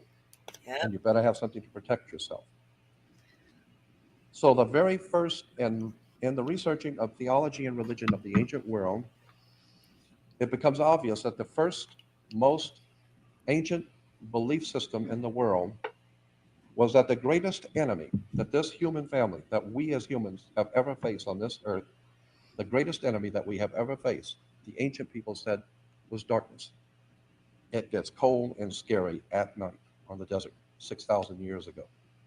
So darkness was the first great enemy of the human family. Now we're getting into the meat and the potatoes of it. I'm going to let it play. Consequently, the sun was the greatest gift that the Creator could possibly give the people of the earth, was the sun. The sun, of course, was the giver of life. And so many people have said that the ancient peoples were sun worshippers. In point of fact, that's not true. There's never been a people in the world that were sun worshippers. That's a mistranslation. In point of fact, the sun has been used as a symbol of mankind's concept of deity. The ideas that we hold about God, the sun symbolically represents. And the sun is not ours, of course. It doesn't belong to Africa. It doesn't belong to China. It doesn't belong to us. It belongs to God. So it was God's sun, and he was the light of the world. Right there. How many times have you heard that in church? God's son, he's the light of the world. Y'all. So the sun is the light of the world. And if you go out at night and you look up at the stars, what are you looking into? You're looking into the sky. What's another word for the sky? Well, you're looking into heaven. That's fine. So where is God's sun? Well, he's up there in heaven. Yeah, that's where he is, up there in heaven. Where else would the sun be if it isn't in heaven? He's the light of the world. Well, of course, what else lights the world if it isn't the sun? He is referred to in the ancient Egyptian religion. The sun was referred to as our risen Savior, because in the morning the sun would rise, and the Egyptians felt that the sun was their Savior. And in point of fact, the sun is your Savior. You don't think so? Wait till it don't come up. Mm-hmm. The sun keeps us alive, so it was our risen Savior. The Egyptians, Words matter. Words matter. And again, this challenges religions, the Bible, all that stuff, right? But I've also realized from a young age, me personally, that shit has been translated, mistranslated, edited. Things have been left out and put in. I mean, people forget. Like, one of my favorite historical figures, one of my top 3 people, dead or alive, I could see and eat dinner with, would be Papa Maxwell, King Henry VIII, because he got tired of, he's the one that started the Church of England, mainly because he wanted a divorce because he was a hound dog. But, besides that, you weren't allowed to read the Bible unless you were a priest, unless you were like clergy. And even then, I think it was only a certain level up. So you had to trust that what that priest or that bishop was telling you from the Catholic Church is what was in the Bible, because literally nobody was allowed to read it except them. And, Henry came along and said, fuck that. Nope. So I shudder to think how many unfortunately corrupt men used that to, oh God. The Catholic Church really is just the worst. Egyptians and the ancient peoples of the world realized that the sun was giving off energy. Kat, you stretch. Did you get your new heating pad? Are you good? You let me know if you need anything. You always DM me and let me know if you need anything. I love you so much. You lay, you rest. We're chilling. Hecate. And energy is translated into plants. We take in the energy for life. So energy is life. Without energy, we're dead. Thank you. Energy is everything. Everything is energy. Energy is life. Trust your energy. Energy, energy, energy. So consequently, we're like a battery. Without the energy, we're just dead. So without the energy from the sun, feeding the plants and animals of which we eat to get energy, the idea was developed in Egypt that God's Son, the light of the world, who is our risen Savior, is giving us energy to live. So he is sharing his life. He's giving his life that you might live. Ew. So consequently, the sun, if it didn't give its life, we would be dead. So God's Son is giving his life so that you might live. As I said, he was called the risen Savior. The name of the sun had different names, different times in history of the Egyptian Empire.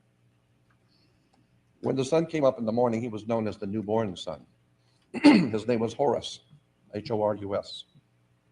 And Horus was our risen Savior. Horus, horse. Kind of similar to ours, isn't it? He was the risen one, Horus. Today, we still say that the sun comes up on the Horus rising. This is where we get the word horizon. It's Horus rising. Words and words. So God so loved the world that he gave his only begotten Son. That's right. There's only one Son. And without it, we're dead. And he gives us everlasting life. The Egyptians said that when the sun came up, everything was peaceful. Man was in control again. But when it went down, we're not in control. The animals are. It's cold and it's scary out there in the dark. Mm-hmm. So God's Son was called the Prince of Peace in the daytime. Incidentally, when the sun came up in the morning, it was called Horus. It walked across the sky, the Egyptians said, in 12 steps. This is where alcoholics get the 12-step program. This is where kids get the 12-step program. They start in the first grade. And 12, so yeah, 12 steps. But also there's 12 hours in AM, right? 12 hours in PM for a total of 24 hours. That's something I always wondered about growing up as a kid. It's like I get like the Gregorian calendar and all that stuff, but like who decided how many hours were in a day? And like that, there were all these different time zones, and that each time zone was an hour. Like, why isn't each time zone 45 minutes or 30 minutes? Like, who decided this? Where who came up with this shit? Like, I like, am I weird? Am I the only one that wondered this? I don't know, man. Into the 12th. I question everything. So consequently, the 12-step program goes back to Horus, because Horus walked across the sky in 12 steps. In the morning, he was Horus of the first step. Later, he was Horus of the second step. And he walked across the sky in 12 steps. Yeah, we need some 12 steps in this house. Today, we take the word Horus, H-O-R-U-S, and we turn it around and make it H-O-U-R-S, 12 hours. 12 hours is simply turning the U and the R around in Horus. The 12 hours of the 12 Horuses. The sun walks across the sky in 12 steps. The sun brought light into the world. Consequently, in Latin, the word light is Lucius. This is where we get Luke Skywalker, who does battle with Darth Vader. Wake up. Yeah. Get a life. I love that. I'm sorry. I love when Papa Maxwell says that. Wake up. Get a life. Figure out what's going on. Papa Maxwell, wherever you are, I hope you know how much I love you, bro. Hollywood symbolism. Darth Vader is Prince of Darkness.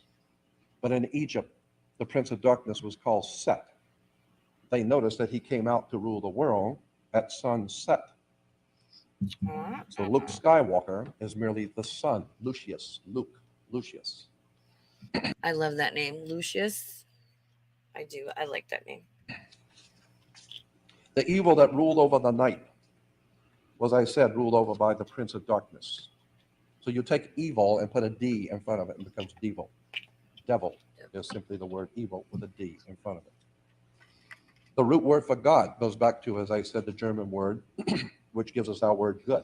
So you take one of the O's out of good and it becomes God. Exactly right, Hammond.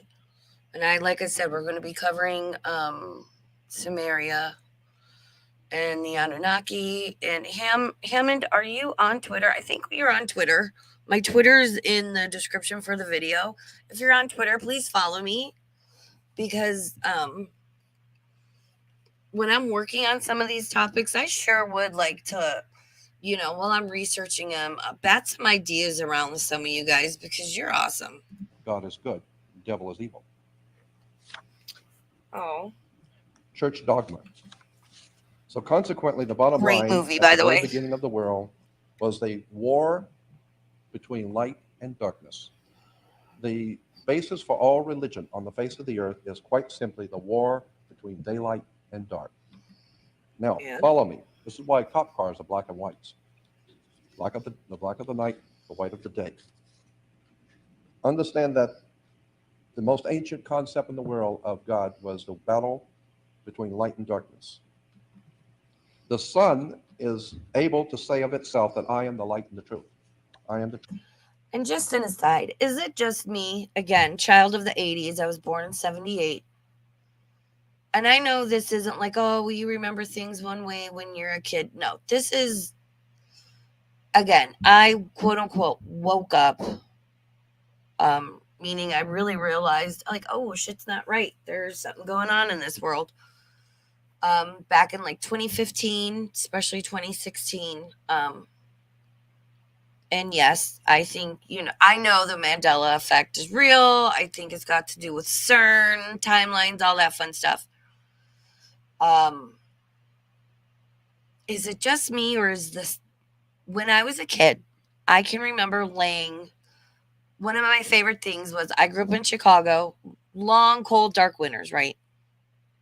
And then summer would come, and I'd go down to the lakefront on my bike, and you could smell it was fresh water, but still, you could smell the lake, and you could see downtown, and you'd lay in the green grass, and the sun was this warm yellow. It enveloped you. It was comforting.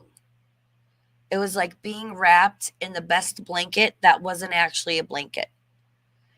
I loved laying out in the sun. Now it's like white with a little bit of yellow tint to it. And you can say atmospheric bullshit. No, it's fucking different. And it hurts. It fucking hurts. It's gone from this like comforting, like having a heated blanket around you, to having a kid with a magnifying glass like pointed at you and you're like, like it fucking burns. Is it just me, or is the sun different from when we were kids in the 80s, even teens in the 90s? Like something's not right. Truth and the light, and no man comes to the Father unless he comes through me. If you go back to the old Hebrew reference work, you will begin to see that when the Bible talks about, and let me stop here and add this in first. That when I talk about Jesus in the New Testament, from as far as I can understand, and I've only been looking at this for 43 years, that Jesus is a metaphor. Jesus is a metaphor, a symbolic metaphor. It's symbolizing something when you talk about Jesus. One of the names in the ancient Greek for Horus was Iosis in Greek. Horus was Iosis. Hi, Shady. I-E-S-U-S. You can interchange I's and J's. So you can interchange Iosis with Jeosis or J-E-S-U-S. Jesus. Jesus, according to the reference works for thousands of years. I think Jesus was a real dude. I think he was a cool dude. I think he was a pot smoking, bisexual, vibing dude. And I think he was one of the messengers. Yeah, but I don't believe that like Jesus is God and whatever. I'm more of on like the Islamic side of things with that. I think they all, had a message to share. And at the end of the day, I think they're all hanging out on the other side and they're all friends and buddies. And we should be that way too, and respect and love each other no matter what. But, not be insane. We need to stop encouraging and coddling the delusion and mental illness that is rampant in society these days. And congratulations on losing 5 pounds after taking a shit, Chantel. Congratulations, girl. Is the sun. This is why we worship Christ or Jesus on Sunday. The Prince of Darkness, as I said, his name was Set. So God's Son walked across the sky in 12 steps, and he left the world. And when he left the world in the hands of the Prince of Darkness. But he said he would come again. And he does every morning about 5:40, 5:45, 5:30. And we're told that when he left, that those who saw when he left were told that just as you have seen him leave on a cloud, he will come back on a cloud. And that's true. Check it out every night and see if there isn't a cloud out there when the sun leaves. And most likely there'll be a cloud in the sky when he comes back. So when you understand that the stories in the Bible, in the New Testament, the entire New Testament is a metaphor. The entire New Testament is trying desperately to tell you something. It is a metaphor. A metaphor, let me give you an example of a metaphor. A metaphor is like Aesop's Fables.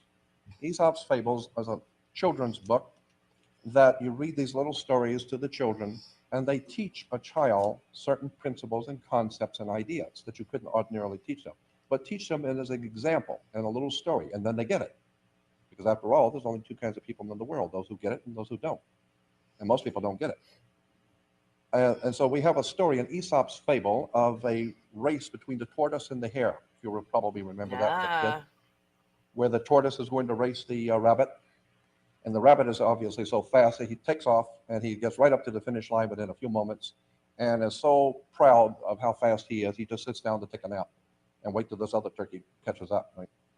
And the tortoise is just plugging along. And so you guys, I need to step away for a moment. I'm going to have my phone with me, so I'll be able to see chat, but I won't be able to throw up comments or pause it. I just wanted to let you know Winston needs me for a second. Okay?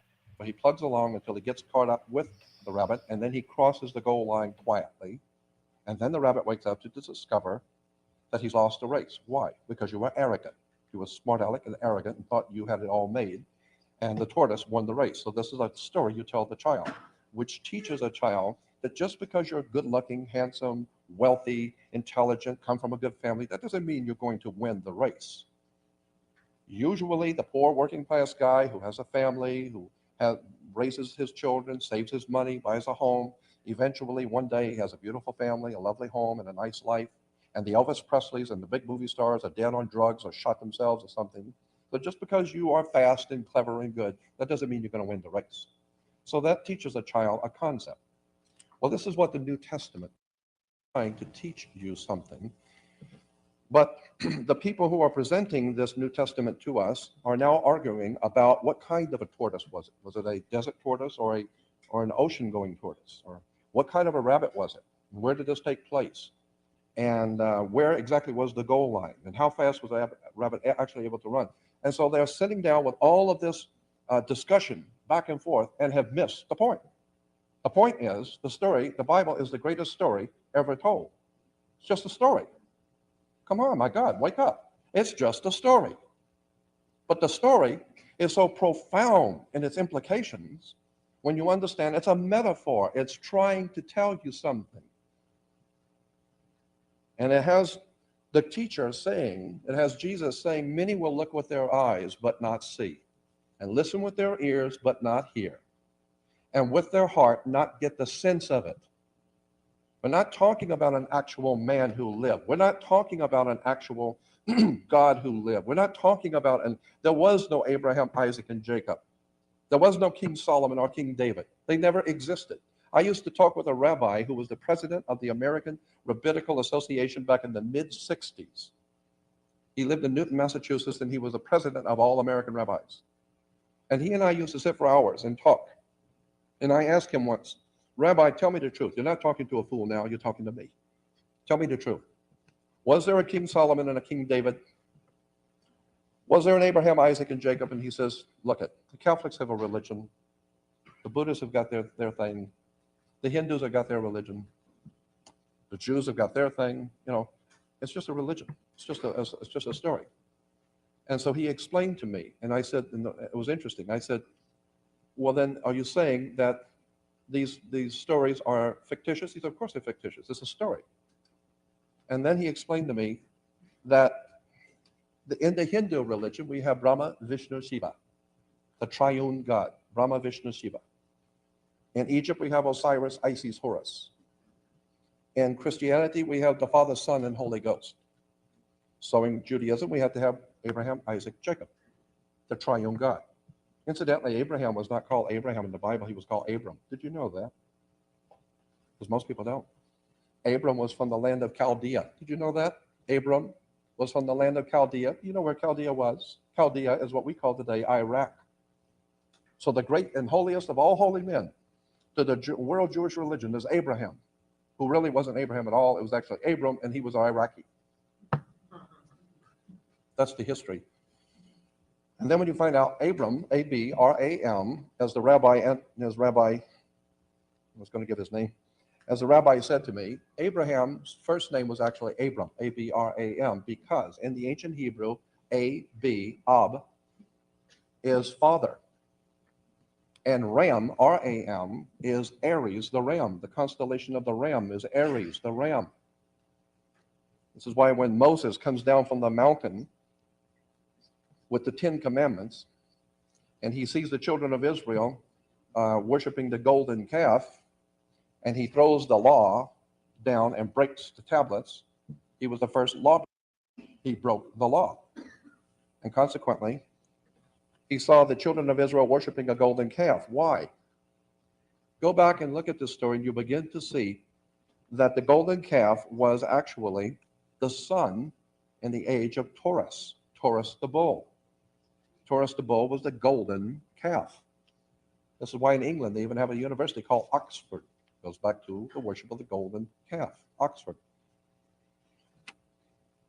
We'll go on with all of that later, but again, Jesus represents a metaphor. The word Jesus is a metaphor, a symbolic term for spiritual and intellectual enlightenment. Let me go back over that again for you. This is a very important point. Jesus, not a man, but Jesus is a metaphor as a symbolic metaphor for spiritual and intellectual enlightenment, as opposed to ignorance. So consequently, everything that the Bible has Jesus saying and doing is what intellectual, spiritual enlightenment would do in sight in any given circumstances. Consequently, we're told that Jesus was arrested, and they brought him into the temple and at nighttime and tried him and found him guilty of sedition. And you go back and look at that story. First of all, if you're sound asleep and you've been very, very tired and you're right in the middle of a very sound sleep, and someone slips into your bedroom and turns on a 600-watt bulb right next to your bed, it not only frightens you, but immediately you turn your head away. You don't want it because it hurts your eyes. Why? Because the light is too brilliant. It's too bright and it hurts your eyes. Symbolically, that's what we're talking about in the Bible. When somebody who is spiritually enlightened, brilliant, so to speak, someone who is spiritually alive with intellectual and spiritual enlightenment, and he's trying to enlighten you, and you're listening to that one as he speaks, what you're doing is you are judging the spiritual and intellectual enlightenment to see what you decide about it, whether you think it's true or not. So what you're doing is you are judging spiritual and intellectual enlightenment. Where? Up here in the temple. That's the part of your brain. In the temple, you are trying the light of God's word, intellectual, spiritual enlightenment in the temple.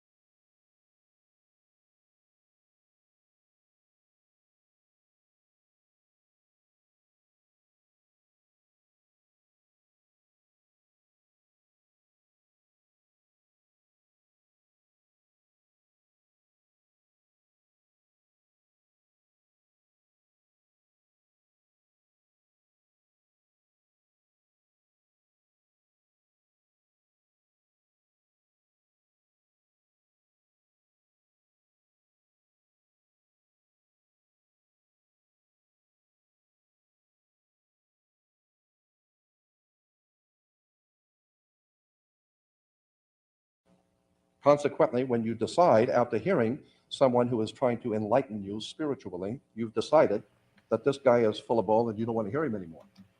I'm an idiot and I was muted that whole time. What the hell? Wow. Good job, Raven. Oh, yes. Thank you, Ham. Oh, my God. Oh, so yeah, like I was saying, I think we're getting there. We're gonna finish this. Some of these streams are gonna be longer. I don't blame you guys if you can't stay, especially my East Coast peeps, because like it's only 8:51 for me. I'm West Coast. I'm in Nevada, and it is Nevada, not Nevada, Nevada. And yeah, I think next week we're gonna do the Anunnaki in Samaria because this is like a springboard into that. All right, so let's continue with Jordan. I appreciate everyone for being here. Please make sure you leave a comment afterwards for the stupid algorithm, and share with your friends, and let people know we're here and it's a good time. I've heard enough of this. What you have just done is you now have put to death. You have condemned him to death, to die. You have condemned spiritual and intellectual enlightenment to die. Where? Well, where was it said that Jesus died? In Golgotha, skull place, the place of the skull. You put intellectual, spiritual enlightenment on trial in the temple. And when you decide you don't want to hear any more spiritual enlightenment or intelligence, then you decide to condemn that spiritual enlightenment to death. Where? In Golgotha, skull place, in your head. So the whole story of the New Testament is the war between spiritual and intellectual intelligence, as opposed to a world of darkness, ignorance, ill-informed ignorance. And of course, spiritual and intellectual enlightenment always dies between two thieves: regret for the past and fear of the future. It's always killed everything. Consequently, we're told that God's Son dies with a crown of thorns. Crown of thorns, yes.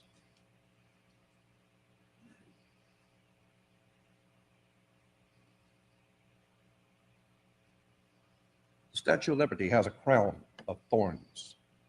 A crown of thorns is nothing more than the sun rays. As the sun dies, you will see each evening the crown of thorns. This is why the Statue of Liberty has a crown of thorns. Statue of Liberty, the concept is liberty and freedom is based on spiritual and intellectual enlightenment. You're not going to be free if you're stupid. So consequently, the Statue of Liberty. I'm going to get that tattooed on my ass cheek. You're not going to be free if you're stupid. Amen, Papa Maxwell. I love this man so much. Represents spiritual and intellectual enlightenment. But there's a whole story behind that we can go into another time. But the point being is that this crown of thorns of the light rays. We're told that 13 is an unlucky number. Why? Because it's based on Jesus and his chosen 12. Jesus and his chosen 12 make 13. This is why you have 12 jurors, because the 12 jurors in the court supposedly are there to bring the... See, again, I'm like, how do they come up with all these numbers? Like, how many jurors? Or, why isn't it eight? Why isn't it 6? And I'm sure maybe in some courts and cases and states and whatever, maybe it is. I don't know. But, like, who decided all this stuff? Bring the truth to light with the light of truth. So you have 12 jurors, like you have 12 apostles, 12 brothers of Joseph, the 12 tribes of Israel. Look in the Bible and see how many times you see 12. Because actually, the number 12 is based on the reason why Jesus had 12 apostles. It's the same reason why there were 12 tribes in Israel. The 12 always represented the 12 houses of the zodiac. Don't let people tell you astrology is bullshit. It is not. And I get it, like seeing your little horoscope in the newspaper and whatever. I used to do birth charts. I still can, but there's so many apps and stuff for that now. I'm like sitting with a book and looking it up, and like I do it manually. Astrology is very real. There is a reason in ancient times, like I said, everything lines up with the stars, which, astronomy plays into as well. There's a reason all this, like, all of these ancient structures and shit and all the math, and it all lines up. There's like something with the equation of it's like the distance from one pyramid to something else is like the same distance, and it's like the same number is like this equation, and that with this constellation and that, but it's all connected. It means something. It's not bullshit. And I think people just be, astrology is bullshit. Why? Because you were told? Because, you were told it was? Okay, whatever. Like, if you don't want to believe in it, that's fine. Why can't people just be like, I don't believe in that? Don't sit there and bash people that do, because there is something to it. And maybe if more people stopped and looked around and realized that shit is everywhere for a reason, and actually, why do you think it says open your mind? And I always say, open your mind, open your heart, open your third eye, your heart chakra, whatever you want to do. Keep your chakras tight. Keep your chakras aligned and your anus tight. I joke around, but, and, people come in and, like, we're talking about UFOs. Oh, I don't believe. And that's fine. And it's totally fine in this chat or just in life to be like, yeah, I don't believe in that. And that's why. Don't sit there and fucking bash people that do. Because if you want to think I'm stupid for believing, well, I think you're just as fucking stupid for not believing. And for believing the bullshit that you're told.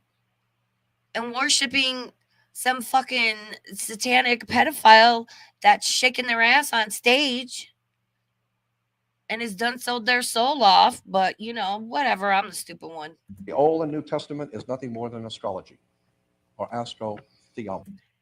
Hecate, it is. I tell people this: it is mathematically impossible that we are the only intelligent, and I use that fucking term lightly, that we are the only intelligent life forms in the whole of the universe, which we actually don't know how vast it is. I hope we're not the most intelligent, because if we are, we're screwed. But I can tell you, we're not, because again, Earth is the worst summer camp we could ever go to. It's the hardest school. This is like Navy SEAL training here. It's fucking tough. This is why the Bible has Jesus saying the prayer that we are to pray to God, our Father who art in heaven, hallowed be thy name. Let thy kingdom come and thy will be done on earth as it is in heaven. You begin to look up the word kingdom, and it is a root word for zodiac. So what the master teacher, the enlightened one, was telling us is that let thy kingdom, the zodiological, astrological complication of the heavens, is the kingdom of God. And those 12 constellations direct the affairs of mankind on the earth. And for thousands of years before even the Roman Empire, the ancients traveled the seas of the world by the study of the stars. They navigated around the earth because they could look at the stars and travel around the world navigating by the stars. So what I'm saying is that you need to understand that the stars also influence you in your life. Mm-hmm. Most people have no concept of this. And this is why America's in trouble. I was born at 11:11 p.m. I've done my birth chart. I'm a Libra, and Libras, we are the only inanimate symbol. Everything else is a living creature. Libras were the scales, and I've done my birth chart, and I'm Libra, but I have like, is it like 4 or 5 planets in Scorpio? At the time I was born, 11:11 p.m., October 16th, 1978. I was even born in the middle of the month. I'm very much all about my scales. I got to be balanced, like all that stuff. But with the Scorpio influence, I'm like balance, justice, love, nature, beauty. I'll rip your face off. Like I have that streak. I have that Scorpio streak in me, but it only comes out like if when I feel protective about somebody or something, Like you want to see me go crazy, try and go after my dog. I will fuck you up. Don't you go after my dog. You're my little man. He's so cute. He's curled up on my bed. I love him so much. We have a nation filled with people who are called Christians who do not understand anything about Christianity, the church, or where anything comes from. Think about the logic of what I'm going to tell you. That this is a country that is primarily in the hands of Christian people who pray to God every day for protection and to protect their family and for a good life and for peace and hope, etc. And the more Christians pray, the worse the world gets. The more violence, the more bloodshed, the more heinous acts. To anyone who's in here right now or listens to this on replay, do not take this as a personal affront. This is just an observation I've made as a human here on this earth. The most hypocritical, I think the most hypocritical, quote unquote, religion is Christianity. There's a line in Fried Green Tomatoes, which is one of my ultimate all-time favorite movies, where they're driving by the church and Iggy is like basically says those same people that are in church on Sunday are down at the club or the whatever on the bayou committing sins that they're praying forgiveness for on Sunday. And I don't care what religion you are. I'm looking at you, Chantal. Don't just use it to hide behind or throw at other people. You can't come at me because I'm this. or I'm this, so I'm exempt. No. Especially if you're like an adult and you're choosing to become a part of whatever religion or spiritual following it is, take that serious because you're choosing that as an adult. It's not like I was born and my family was Catholic and I was raised Catholic. You're as an adult making a conscious choice. Take it seriously. Don't use it as a shield. Don't use it to throw at other people. And everybody just respect everybody. But I think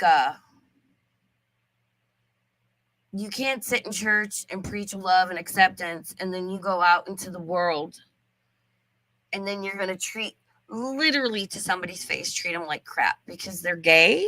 But don't do that shit. Stop it. Be nice. Just be nice, Karen. Acts of treason, and it's building and building and building. And the more we pray, the worse it gets. Logic alone should tell you you're doing something wrong. If it's not working, it's because we have offended that divine presence in the universe who put those 12 zodiological symbols in the heaven.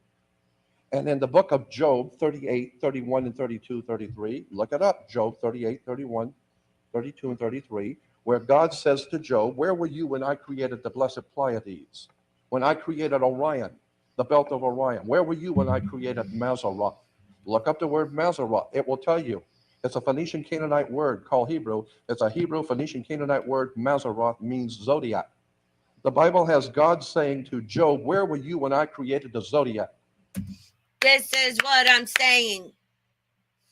Astrology is real. That's why this is AstroTheology. I put my signs in the heavens and you don't look. Many will look with their eyes, but you don't see. Papa Maxwell. You're listening with your ears, but you're not hearing. And with the heart, you're not getting a sense of it.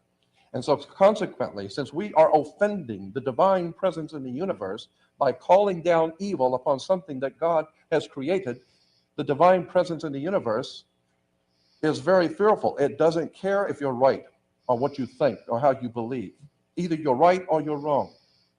And consequently, when we begin to understand that we have been led into condemning something that God has created. Because we're told it's all a bunch of juju. You ever fucking wonder why? Especially in Catholic, Christianity, I think all religions. Oh, astrology's bad. I've had people be like, well, I was taught in my church that, connecting with your inner self and like your third eye and like that's bad. That's evil. No, it's not.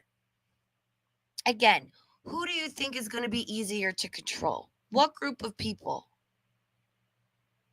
And especially if you sit there and you tell them, oh, these things are bad, don't do them.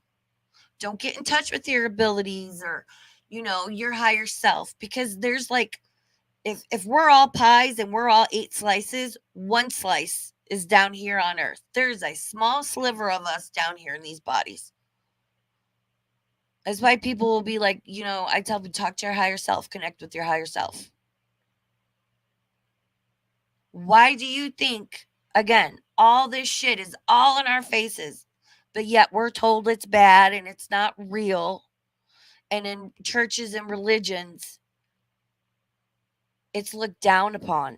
Oh, that's evil. That's of the devil. No, it's because if we all knew the truth of who and what we really are and how powerful we all are and that energy is real and that the unseen is real, and I use that as a very large blanket term. Oh my God. Nope. Again, what group is easier to control?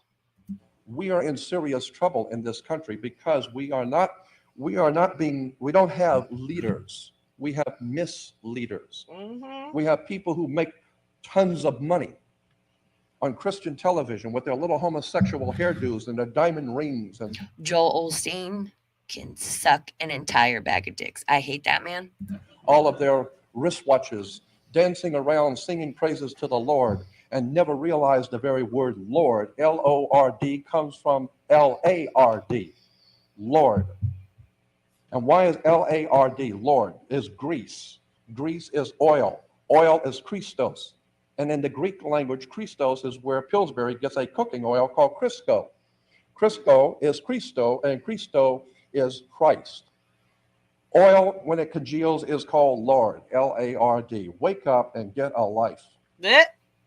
This is an incredible world of deception, lies, misrepresentations.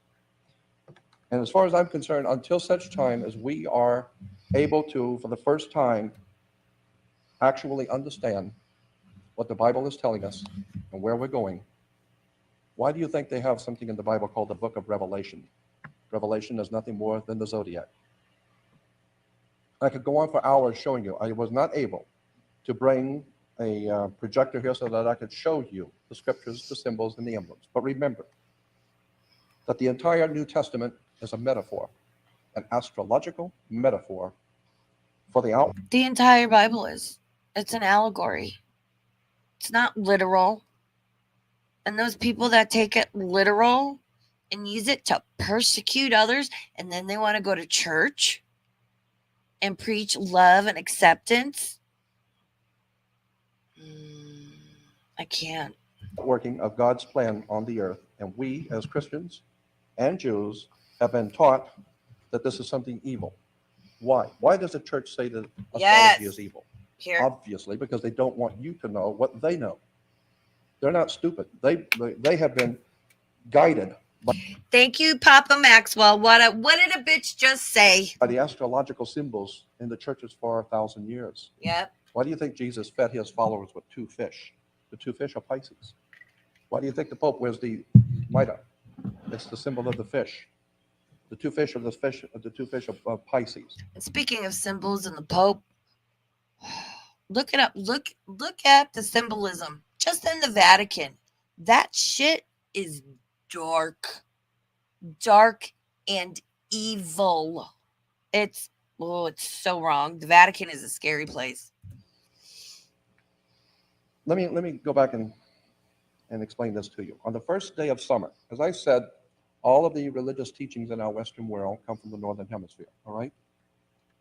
If you go to the very first day of summer, directly overhead in our Northern Hemisphere, the first day of summer is the constellation that begins summer is called Leo. So consequently, the sun is called the Lion King. Disney makes movies about the Lion King, and Christians go to see the movie The Lion King and haven't got the faintest idea in the world what they're looking at. Disney also is many things, but stupid is not one of them. So the Lion King is the sun in the constellation of Leo, the lion of the tribe of Judah. But consequently, 3 months later, he enters into something called autumn or the fall. Why? Because he was standing straight and now he's falling. So the first day of fall, he is halfway on his way to the southern hemisphere. Now understand, each day from the first day of summer, the Lion King, it moves 1 degree southward every day, 1 small degree southward every day until it hits the 3 months, the 90 days. It hits the 90th degree. It is now passing over the equator and it's heading south. 3 months later, 90 degrees more, and it finally ends up in the lowest part of the southern sky. For 3 days, once it reaches the lowest part, it's called the winter solstice. That's on December 22nd. The sun going southward reaches the lowest point in the southern sky on December 22nd. And the next day, December 23rd, it rises on that same degree. The following day on the 24th, rises on the same degree. So it hasn't gone any further south and it hasn't started back north either. So for 3 days, the sun is dead in his tomb. On December 25th, each year, the sun moves 1 degree northward, which means it's now moving again. So therefore, it is born again. And all of the Christian holidays are lined up with the pagan holidays and aren't like, don't get me wrong, I love Christmas. I love Christmas so much. I love Halloween, Christmas, like from September to December 31st is my most favorite time of year. I love it. But the church was stupid. They needed to get all of these pagans on board with Christianity and come to the church and give us your money and your land and power and control over you. So all of the Christian holidays line up with the pagan holidays. Um, yeah, because it was easier to convert and convince them. And that's why I always say, I am not here to convert or convince anybody. I want to share information. I want to talk about stuff. I welcome you guys sharing things. I would love to have some of you up on panel one day to talk about things you might know more about or be more well versed in than I do. We're here to have discussions and fun and in an open, accepting environment, and that's that. We now are able to celebrate God's Son's birthday on December 25th. It is born again. Why? It is now beginning its annual journey back to the northern hemisphere. And as it gets to that halfway point again, and this is important, as it gets to that halfway point again, we call it spring, because he was dead in winter. He was a lion king in summer. He's now fallen. Now he's completely dead in winter. Everything's dead in winter in the northern hemisphere. Now he's coming back, so he's springing back to life. And in the first week of spring, he crosses over the equator again, coming back to the northern hemisphere. So in the ancient world, they celebrated first week of spring. And when in the ancient world, when you died, like the sun did in December, when you died in the ancient world, people would say, grandmother passed last night. We still say the same thing today. Mm-hmm. Grandfather passed on last night. Grandmother passed away, or they passed. The word pass always meant death. They have died. They passed last night. And so consequently, the Egyptians said that when you died, you passed over from the east of the Nile to the west of the Nile. You have passed over to the next world. So consequently, the sun, which was the lion king of the tribe of Judah, he was really hot. And then in the fall, he's now falling. And now he dies in Capricorn. He dies in the winter. Then on December 25th, he moves 1 degree northward, so we celebrate that he's come back to life. He is now moving back into the northern hemisphere. He crosses the equator on the first week of spring. And the ancient peoples, 1,000 years before Hebrews ever existed, celebrated the first week of spring, and they called it the Passover. Okay? Isn't that interesting? Isn't that interesting? Yeah, I think Jordan's next lecture we'll do in the coming weeks will be I don't know. I'll put up a poll or something on my Twitter community tab. We can do there's like hidden truth, there's some videos on like the education system, but I think the one about like words and language we might do next in a couple of weeks. Okay? The Passover is the sun passing over the equator on its way back to the northern hemisphere. And once it reaches the northern hemisphere to pass over, it's in the constellation in the ancient zodiac of Virgo. So he is born of a virgin. Wake up, get a life. This is why Christians are called believers, because they believe. They don't know anything. They believe. Mm-hmm. And I am saying that if there is a God, which I am totally convinced there is, then we had better wake up and start showing respect for the divine heavens and the story that is written in the divine heavens, because there are some serious problems coming down on this earth, and it's been foretold thousands of years ago by people who knew how to read the symbols. And consequently, when the first day of the first week of spring was called the Passover, because the sun, which was dead in winter, is now passing over into a new life in spring. But of course, Christians could not have anything to do with the Passover, because obviously that's Jewish, and we wouldn't want to have anything to do with that. So consequently, we say that God's Son is resurrected. Doesn't matter if you call it resurrected or passed over or coming back to life, it's still the Son is passing over. It's resurrected. It's coming back. And consequently, as I said, first week in spring, according to the ancient Egyptian calendar, was in Virgo. So God's Son is born of a virgin. Mm-hmm. So Christians go out on the first week of spring, and they have something called an Easter sunrise. I never fucking understood Easter. Like, I understood it was supposed to be like, okay, Jesus got crucified. They put him in his tomb 3 days later, resurrected, which Jordan just explained. Um, where do we get fucking jelly beans from that and all that? And I know I've watched something on that, or how like that all plays into it. Geez, these new neighbors I have next door are going to very swiftly get my foot up their ass. It is 9:15 in the evening, and their little 3-year-olds out there just fucking screaming their lungs out. Oh, Lord, give me strength. Service. Sunrise. Put your service. child to Guess bed. what? God's Son is risen. Fuck. It's sun worship. Wake up. It's sun worship. I need a BB gun. It's the Pew pew. obvious happiness that the human family has in the northern hemisphere that God's Son is coming back. And so in the first week of spring is the Passover, and Christians go out early in the morning to greet the newborn son on Easter, which is Esther or Ishtar. It has to do with sun worship. It has to do with the most ancient story the world has ever known. This is why the Bible is called the greatest story ever told. The Son of God represents spiritual and intellectual enlightenment, the light of the world. When the sun comes up in the morning, it's the newborn son. At 12 noon, it became known as the Most High. He is the Most High. Why? Because it don't get much higher than noon. It's called high noon. So he is the Most High. Yeah. Then at night, he dies. He goes to the underworld. So there's 3 different positions the Son holds in the life of man: the newborn, the full-grown, and the old-dying man. The triune God, Father, Son, and Holy Spirit. The Trinity is nothing more than the Son and the 3 phases in man's life. But it's only one Son, but it's 3 divine persons. So they say, well, it's a mystery. Nothing's a mystery. Television's a mystery to a Uganda. If you're out in the middle of Africa, right? It's not a mystery if you've got an education and can read and think a little bit. Nothing's a mystery. The only real mystery is how it is that we don't know these things when it's been written for thousands of years. I have said over and over that there's nothing holy in Salt Lake City, in Rome, in Mecca, and especially there's nothing holy in Jerusalem. The only thing holy in Jerusalem are the stories. They're full of holes.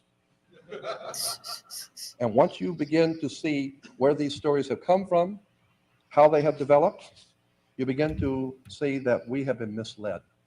And again, I personally, I'm just presenting Jordan what he's saying. I personally don't fault anybody for whatever your beliefs are. There are some religions I don't fucking understand, and I'm like, wow, that seems like a lot. There's some that make a lot of sense to me, and I was like, damn, if I had to pick one, it would be that. If somebody knocked on my door and said, listen, you've got to pick a religion or bad things are going to happen, I would I know I would pick Islam. I would, because it's very logical to me. It's very beautiful to me. I have a lot of respect for it. The more I learn about it, I'm like, yeah, okay, yeah, I can see that. All right, like, yeah, I get it. I have a great group of friends that have answered so many of my questions and my what ifs and what abouts. Thank you so much. You know who you are. I don't want to say your names because I haven't, I would like to talk to them first before I go putting them on blast. But please understand, whatever religion you are, if you're listening to this again now or on the replay, do not take anything said or presented here as a personal attack on you. That's another problem we have in society today. I'm speaking in generalizations.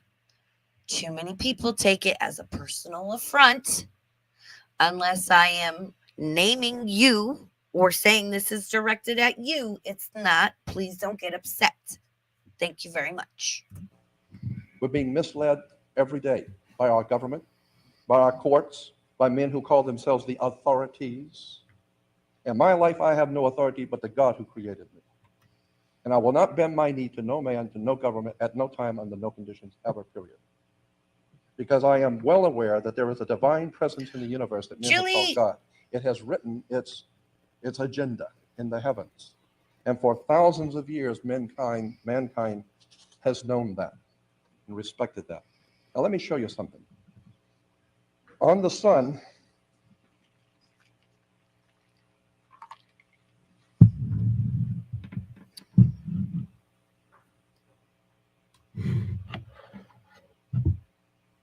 draw a circle, and in it you put 360 little dots around the circle. 360 dots around a circle, or 360 degrees. And then you take the first degree, which is on a circle, pick a spot. So you pick this one, and you go straight across, and now you've divided the circle. Now take the 90 degrees over here and go straight across, and you've divided it again. Oh, thank you, man. This won't project, but at least we'll get it on tape. Okay. Talking to the mic, Papa Maxwell. So now you have divided Hi, Julie. How you doing? I love you. the circle 4 ways. This is why you have 4 Gospels: Matthew, Mark, Luke, and John. Spring, summer, autumn, winter. Okay? The 4 I'm sorry. Did somebody in the crowd sneeze? But it's like, damn, did you shit your pants? Is Chantel there? Gospels are the 4 seasons. And consequently, when you drive by a church, look at the churches, you will always see a cross and a circle. A circle on the cross. All churches have them. Why? Because the cross is the cross of the zodiac: north, south, east, and west. I've always wondered why they had the circle on the cross. There you go. There you go, folks. And the sun dies on the cross. Yep. The sun dies on the cross of the zodiac. That's a fact. This is why if you go to any church in this country, you will see on the cross a circle. The circle is the sun, God's Son, the light of the world. He is our Savior. Of course, the Son's your Savior. As I said, if it don't come up, we're dead. Yep. So consequently, you need to appreciate that for thousands of years, whoever created our universe, whoever this one is that we call God, whoever this divine presence is that we refer to as the Almighty, has outlined for us our destiny. And it's written in the stars. And consequently, we have been lied to and deceived into thinking that something is evil. And this is why in the book of Acts, when the Apostle Peter is told by an angel to go into Macedonia, he is told to go over into Greece and bring this information, this knowledge to the Greek peoples. And Peter says to the angel in the book of Acts, I don't even eat with those people. We're Jews. We don't have anything to do with those Greeks. And it's interesting. The angel said, you stop calling down evil upon something God has cleansed. We didn't ask you to go. We told you to go. I would respectfully suggest that's exactly the way we ought to view this. That we should stop calling down evil upon something God created.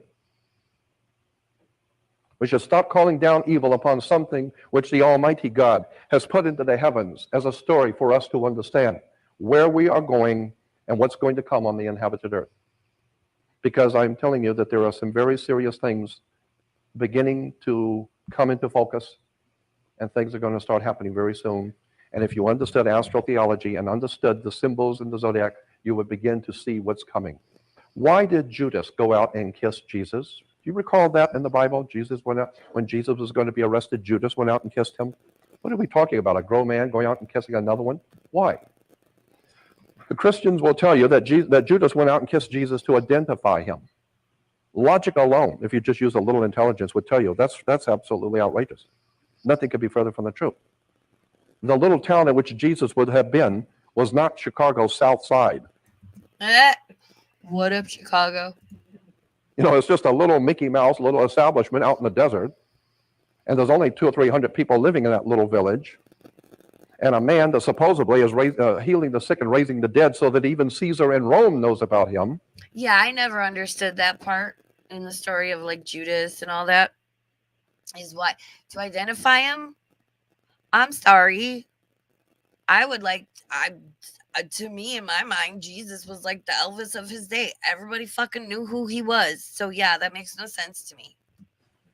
You mean that somebody's got to tell me where he is and identify him? What are you kidding? Identify? There's only 600 people in the whole county, right? Everybody knows who he is. Everybody knows where he is. So what do you need somebody to go out and kiss him in public? Well, you see, that's another case of where Christians have misunderstood. It doesn't say in the scriptures that Judas went out to kiss Jesus to identify him. It says he went out to kiss Jesus to betray him, not identify. Why? Simple. According to all the Christian reference works, go to any good seminary library and get the Christian reference books and spend about 20 years. It'll finally dawn on you what's going on. Judas represents the first month of fall. The first month of fall because the Lion King was strong and hot, but he is now fallen. What made him fall into autumn? The first week of fall is the constellation of Scorpio. Scorpio is the backbiter. So consequently, in the ancient world, unlike scorpions here today in America, scorpions in the ancient world and in the Middle East have two stingers, one on top of the other. And when they sting you, the cut that they make on your skin looks just like human lips. So the ancient people said, when you got stung by a scorpion in the Middle East, you just got the kiss of death. You are going to die. Yeah. And how do they know? Because the cut looks like two lips. You got the kiss of death. This is where the mafia and Corsica and Malta got the concept of the kiss of death. They kiss you when they're going to kill you. The symbol goes back to the scorpion. It's deadly, and they're going to kill you. You're going to die, and they kiss you goodbye. So consequently, Scorpio gave God's son the kiss of death, and now he's going to fall into winter and die. That's why the story of Judas kissing Jesus. Judas represents Scorpio. In the first week of spring, when the sun comes back to the northern hemisphere, the Jews call it the Passover. Christians call it Easter. But in the ancient world of what today we refer to today as Israel and Lebanon, and that area today we call it Israel and Lebanon, thousands of years ago was called Canaan. You ever heard that name, the land of Canaan? Incidentally, Canaan in the Phoenician language means merchant banker. I don't know what that tells you. In the land of Canaan, and this is important, so try and follow this. The land of Canaan celebrated Easter, Passover, whatever you want to call it. But they didn't call it Easter or Passover. They called it the marriage feast. They call it the marriage feast of Cana. This was a celebration of spring. Why? The marriage feast of Cana was quite simply the marriage between God the Father and Mother Earth, Mother Nature. God the Father was going to impress Mother Earth, Gaia. Talk to her, connect with her, walk barefoot in the grass, literally hug a tree. I have a whole exercise I can share about grounding, how to visualize it, how to do it, all that stuff we can go over one night. Maybe we'll do some like basics of abilities one night. What do you say? Teach you how to that's the first thing everyone's got to learn. First off, learn how to ground. Second off, learn how to protect yourself. Discernment, turn your shit on and off because, oh my God. Impregnate Mother Earth, Mother Nature, with his sacred fluid, which brought life to the world. Hey. That fluid in the ancient Hindu was called rain, R-A-I-N. Rain in the ancient Hindu religion was called the sacred fluid, which brought life into the world. And so consequently, the ancient Phoenician Canaanites, who we today call the ancient Israelites, celebrated something called the marriage feast of Cana. The marriage feast of Cana was quite simply the marriage between God the Father and Mother Nature, Mother Earth. And consequently, in order to have some sexual union between God the Father and impregnating Mother Nature, you had to have a wedding. So it was called the wedding feast of Cana. And the concept of the wedding feast of Cana was very simple. God's son was asked by his mother, nature, Mother Earth, asked God's son to draw water. Well, that's what the sun does, it draws water. And so it can rain on the grapes. and you can smash the grapes and make wine. So God's Son draws the water to change water into wine at the great marriage feast of Cana. The Son draws the water, it rains on the grapes, they smash the grapes, and they make wine. God's Son has changed water into wine. Look at that. All of these concepts and ideas, as I said, we're told that Jesus said, in my Father's house are many mansions. Another mistranslation. That's not what it says in the original. Mm. We hear that Jesus said, in my Father's house are many mansions. No. The heavens were, to the Phoenician Canaanites, the heavens were referred to as the temple of God. The heavens declare the temple of God. This is where God exists, is in the heavens. So consequently, in the New Testament, it is a mistranslation to say, in my Father's house are many mansions. That doesn't make any sense to anyone. Read correctly, in the Greek, what Jesus was saying and what intellectual spiritual enlightenment was saying, and my Father's abode are many houses. Not in my Father's house are many mansions, but in my Father's abode are many houses. Mm-mm. Yeah, like 12 houses of the zodiac. There. Boom. Mic drop. There you go. 12 houses of the zodiac. Well, isn't it? Again, like even, for anyone listening to this at any time, even if you don't believe in it, you can't deny it. At the very least, it's interesting. And it makes you stop and go, huh, I never realized that. I never thought of that. But yeah, I think old Papa Maxwell is, he's on to something here. And on the Last Supper, Jesus at the Last Supper is, of course, the last Passover meal.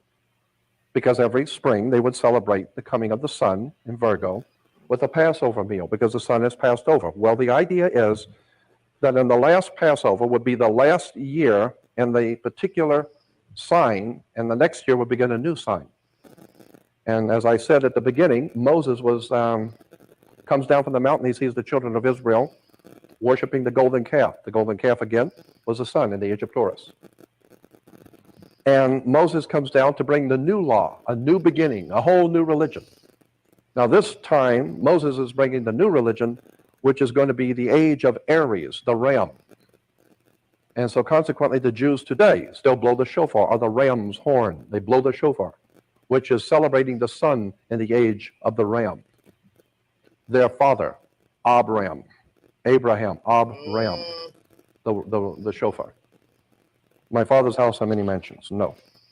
Why do you have to get baptized? Well, if you're going to be born again, you have to get baptized. Why? Because when you were born, you came out of your mother's water. Her water broke, and you came out to life. So if you're going to be born again, then you have to go out into a lake, into Mother's water, Mother Nature, Mother Earth's water, and be submerged and come out, and now you're coming out of your mother's water, and you're going to be baptized and born again.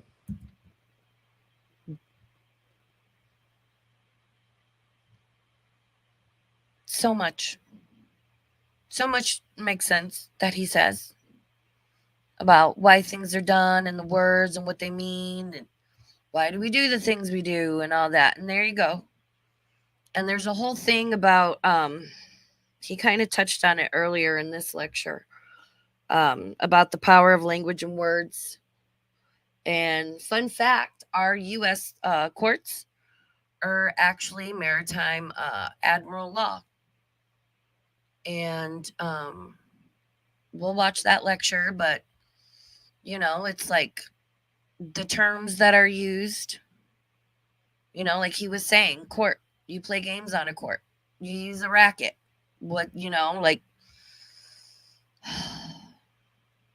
because I always found it odd, like, why would the same word mean two completely different things? And I understand, like, linguistics, the origin of the word and this and that, but still, I'm like, well, why not call it something else? Why not change it to differentiate it? Well, why is this and this the same thing? But I always wondered those things, and Papa Maxwell explains a lot of them.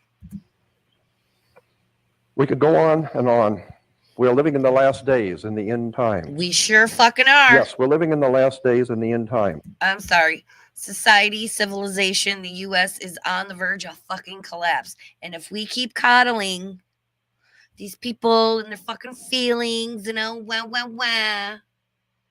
and encouraging the delusion and the mental illness instead of saying, hey, I want you to be who you are and however you want to be or identify and whatever.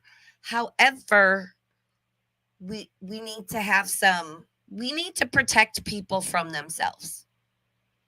Right? And then, like I said earlier, look at what happens before the collapse of every civilization.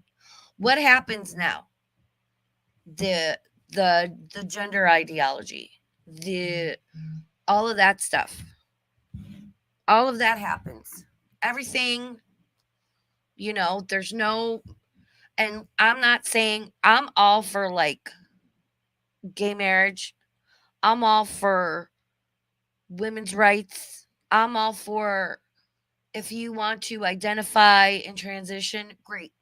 You should be over 18. You should be diagnosed with gender dysmorphia. That should be a process over a reasonable amount of time. I'm sorry.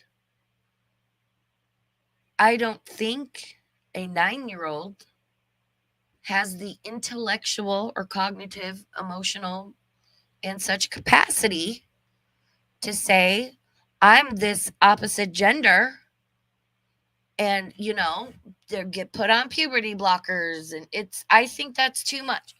But the same people that want to allow that, leftist woke Democrats, and understand I'm like middle of the road. I think all politicians and whatever are fucking crazy. Can't sit here and say people under the age of 25 shouldn't be charged with murder because your brain isn't fully developed until you're 25. So if a 21-year-old kills somebody, their brain isn't fully developed, they shouldn't be held responsible. Yet you want to allow a 9-year-old to permanently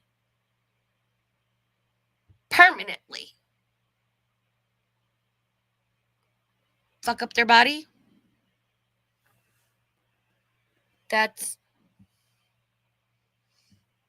Make it make sense. Make it make sense. I think there are people that are transgender. I don't think there's this fucking many.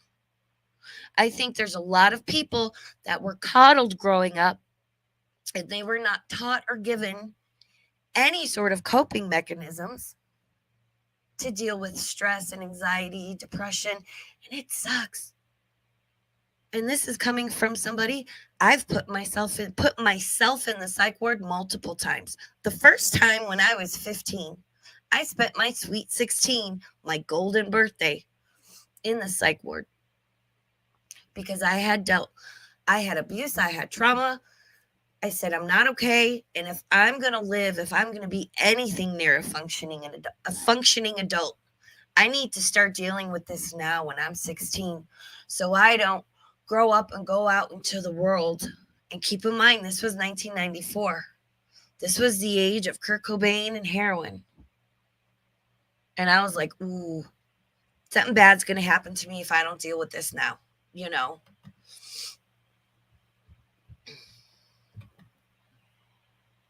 I think we need reason and logic. There's a reason courts and laws and policies, they used to not run on your feelings because feelings they're not level. They're your feelings. They're your emotions. Everybody needs to take a step back, breathe in, calm down, listen to each other, but come at shit logically. Take your emotions out of it. I'm sorry. There's so many unhappy people in the world today. But again, they were not given any coping skills. Everything was like, you showed up today and you're breathing. Here's a ribbon. Congratulations. These are the people we're stuck with now. You didn't win. Oh, here's a trophy anyway, because we don't want your feelings to be hurt. Congratulations. Now we have a whole society of whiny little bitch babies. We do. And there's a lot of unhappy people out there. And I think a lot of people are grasping onto this idea of being transgender. And there's no longer any, in a lot of places, you don't have to go through the process and be diagnosed with gender dysphoria. It's just, oh, you think you're a boy or a girl? Oh, yeah, here's the hormones. Oh, here, yeah, go have this. It's too easy now. And more people are coming out that are detransitioning, and they're like, I wish somebody would have talked to me and been honest with me and stopped me. My heart breaks for everybody. But do not sit there and tell me how my fucking body works. And again, I'm going off on a tangent because this is the shit I've been seeing on social media lately.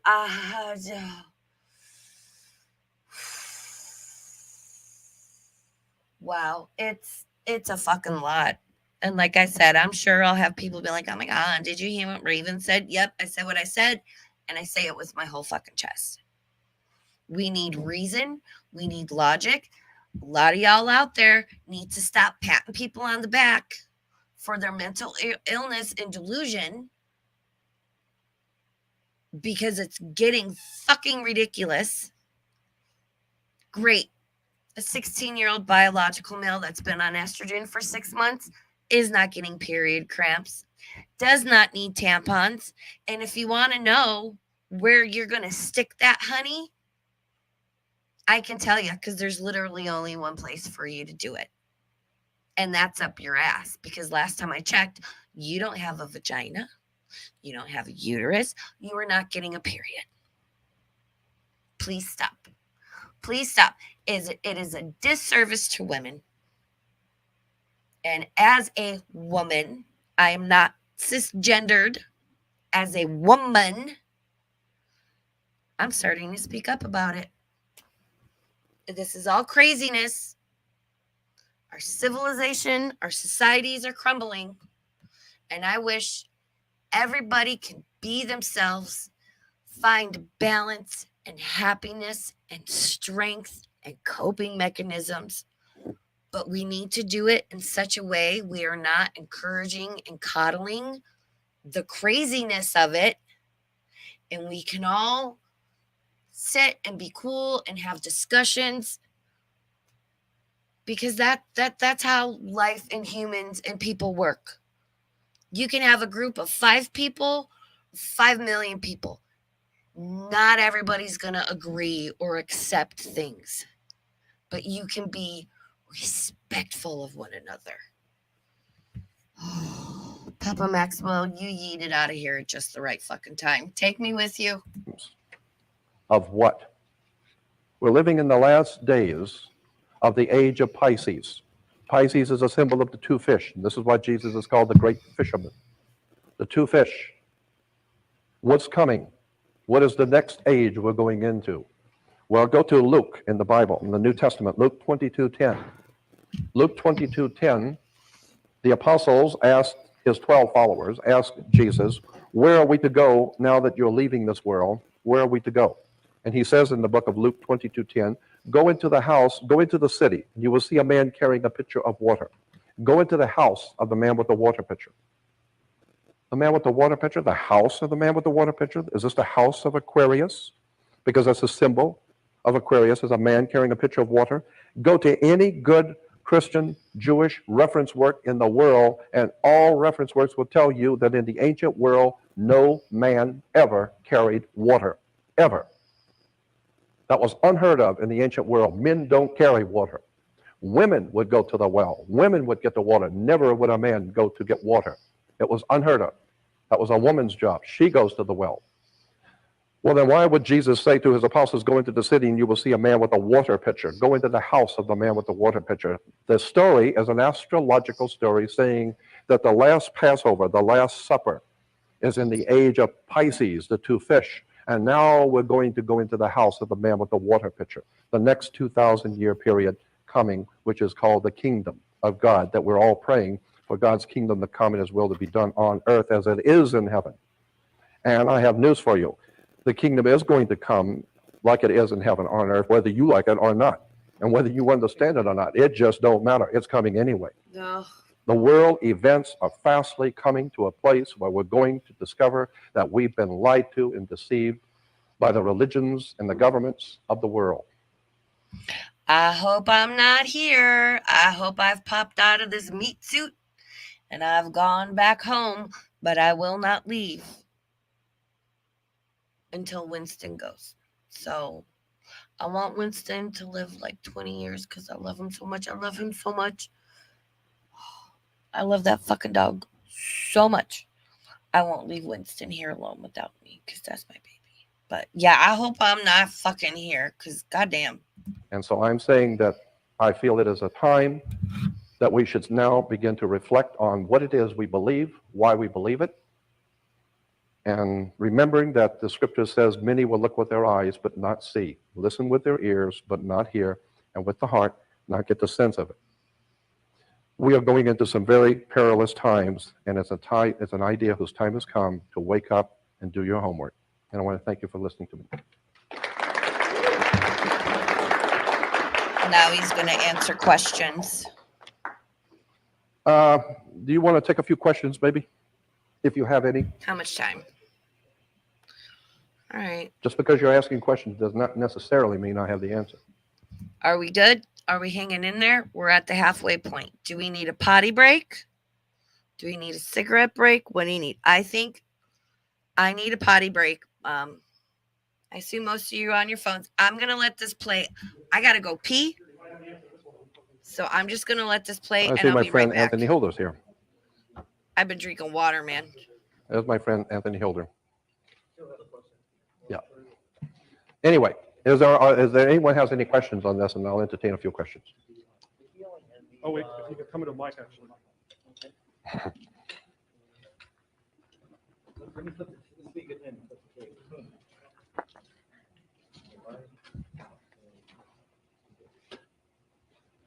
What comment do you have on the healing and the resurrection of the dead on that part? Say it again. And the healing and the resurrection of the dead in the Bible. What is it that you're saying about that then? Well, first of all, the scriptures actually says that when Jesus was resurrected, that there were many people who came out of the grave with him and walked along the streets. Are you aware of that? It says many people were resurrected with him and walked on the streets. I have had so many people say, well, God is with me because I prayed to God when my child was sick or whatever, and he was healed, or this person was in this terrible accident and we prayed to God and they were healed or whatever. But what most people don't stop and think about is that all over the world and every nation, people who are honestly seeking divine guidance and help from the Spirit and the universe, that Spirit reciprocates. The Hindus have done the same thing. They prayed for someone to be healed and they were healed. In Africa, the African priests will pray for someone who's been harmed or hurt or something, and they are healed. How did that happen?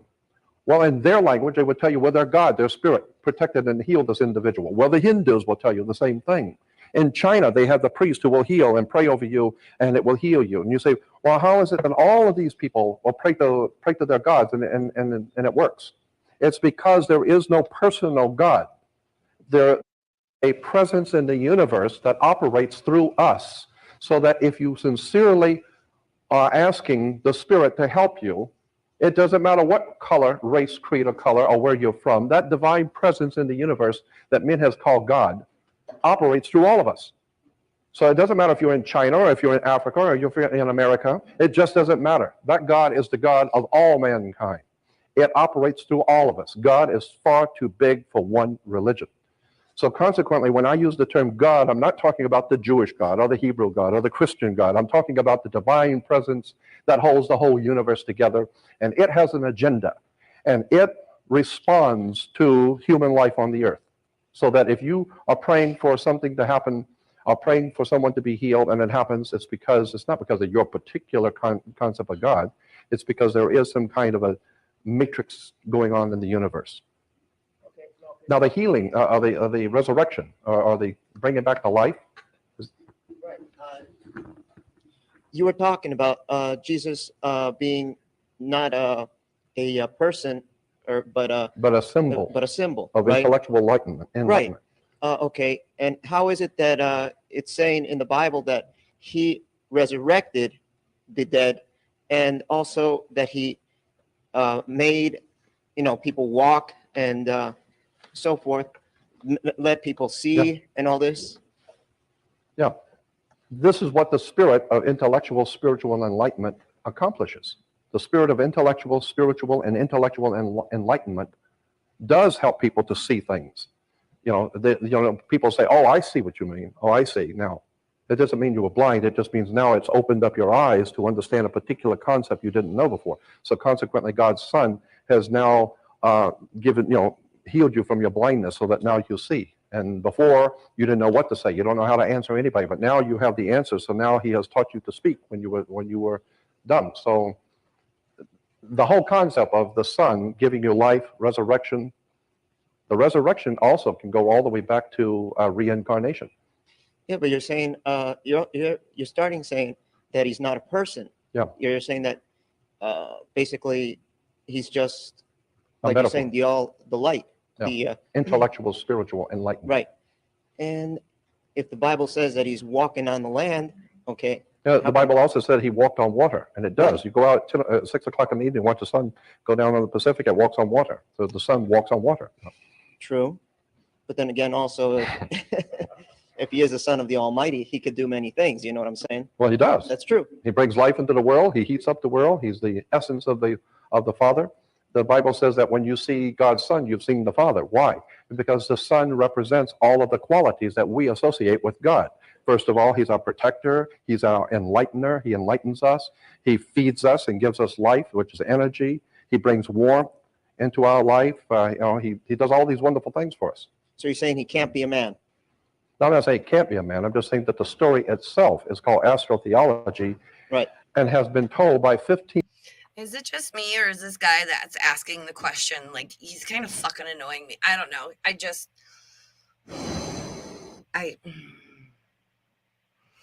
As much as I've always enjoyed public speaking, like, I was that kid in class. It's like, I'll read my essay. Like, I'm one of those people. I actually enjoy talking in front of groups, and I think that's why I'm good on stream, especially with Mick. Having, like that person to play off of is I can be on. Like, I just talk, and I found a new courage to say what I really think and feel lately, as we've heard tonight. But I don't know. This dude's like annoying me, and I don't. Sometimes Jordan gets pretty impatient with these people because he's just like, he's like, you're stupid. Like, you're actually stupid. It's fucking funny. 15 other major cultures in the world before Christianity. There are 15 cultures in the world that have had. Let me show you something. In Rome, from about the 3rd century BC to 1 AD, that 300-year period before Jesus would have been born, that year that Jesus would have been born would have been 1 AD. But for 300 years before Jesus would have been born, in the Roman Empire, there was a religion that dominated the Roman Empire. It was called Mithraism. Go to the encyclopedia and look up Mithra. Mithraism was the religion of the Roman Empire until Christianity. And in Mithraism, Mithra was called God's son, the light of the world. He had 12 helpers or 12 followers. His mother was a virgin. He died on the cross for men's sins. His father was a carpenter. He raised the sick, and he healed the sick and raised the dead. They celebrated his birthday. Mithraism celebrates the birthday of God's Son on December 25th. They celebrated his coming back to life on the first week of spring. The entire Christian story was already in Rome for 300 years before Jesus would have been born. It was called Mithraism. But that's not the only place. You can go back to the Hindus. You can go back to Egypt and the sun worship there. The same identical thing. Horus was born of a virgin. His father was a carpenter. He ultimately died for the mankind. So I'm just saying there were 15 other major civilizations in the world that had the identical same story. Right, but then again, okay, there's a lapse between like the age that he was 18 or something, to the age of Yeah, 32. that's a very interesting, okay, yeah. That he was missing. Yeah. Okay. Now Yeah, he that's could called have the gone- missing years of right, Jesus. Yeah. Right. Yeah. Yeah. Now he And the could have gone- rabbis will tell you. The rabbis, when you talk to them, they will tell okay, you. Yeah. He could have been going around the world at that point. Okay. Of course. Now, okay. Another thing is that I wanted to ask you, Mhm. without any doubt whatsoever, with giving, I mean, any kind of doubt, you're absolutely positive that there was no Jesus Christ. That Oh, no, it's- I never said that. No, that's what I'm No, saying. no, let me answer that. Okay, Yeah. that's a good question. Okay. Yeah. No, I'm not saying there was no man named Jesus because I Oh, wasn't there. That's about okay. 2,000 years ago, and I wasn't there. No, I All- thought you were saying. I thought you were Yeah. saying that it was the sun. I mean, the actual sun up in the sky, and there No, was all right, let me clarify my position on this. Okay. First of all, I'm not an atheist, as I said before. I have the highest of respect and admiration for spiritual things. I believe myself to be a spiritual man because I I have my beliefs, the things I believe in, the things, esoteric, energy, spiritual, that I believe to be true, but that I'm like, no, it's this, whatever, like with the Anunnaki and Sumerians. Again, I think the Bible's like an allegory and whatever. But I think the Neanderthals were running around and the Sumerians came and were like, ooh, look at all like the gold and the shit on this planet. We want to mine, but we don't want to do it ourselves. Oh, look at these like Neanderthals running around. Took some of our DNA in a lab, mixed it with some of theirs, and bam, you got humans. Because we just kind of fucking showed up. And then it was like, oh, yeah. Have you ever noticed in most textbooks, it's like, and then there's Samaria. They invented the wheel and commerce and agriculture. And yeah, they did a thing. And there's literally 3 sentences dedicated to Samaria. Why is it skipped over? That's such a significant advancement. And yes, I know about Zacharias stitching and, the tablets. And even Zachariah himself said that he was forced to censor and edit what he said and how he translated things because the powers that be are never going to let the full truth out. But yeah, I think that's how humans came to be. And that's what Adam and Eve is based off of, is us being created in a lab by the Anunnaki, Enki and Enlil. There's a channel. I'll share it. It's oh God, I can't remember the name offhand. I'll share it. Hold on. live every day studying spiritual subjects because I love the spirit. However, I am not saying that Jesus as a man did not exist because I wasn't there 2,000 years ago. It'd be ludicrous to say anything like that. What I'm saying is that the story, whether the man actually lived or not, is in point of fact irrelevant to the story. What is relevant is that the story of the New Testament is trying to tell you something, is trying to educate you, is trying to tell you that the bottom line in religion is the same as it has always been. There's nothing new under the sun. The bottom line on the Bible is quite simply the war between intellectual, spiritual enlightenment and human darkness and ignorance. That's the war that's going on. So I'm saying that there were 16, including Christianity, 16 major cultures of the world had the same identical story, which is called AstroTheology, with all of those little stories, that I went through.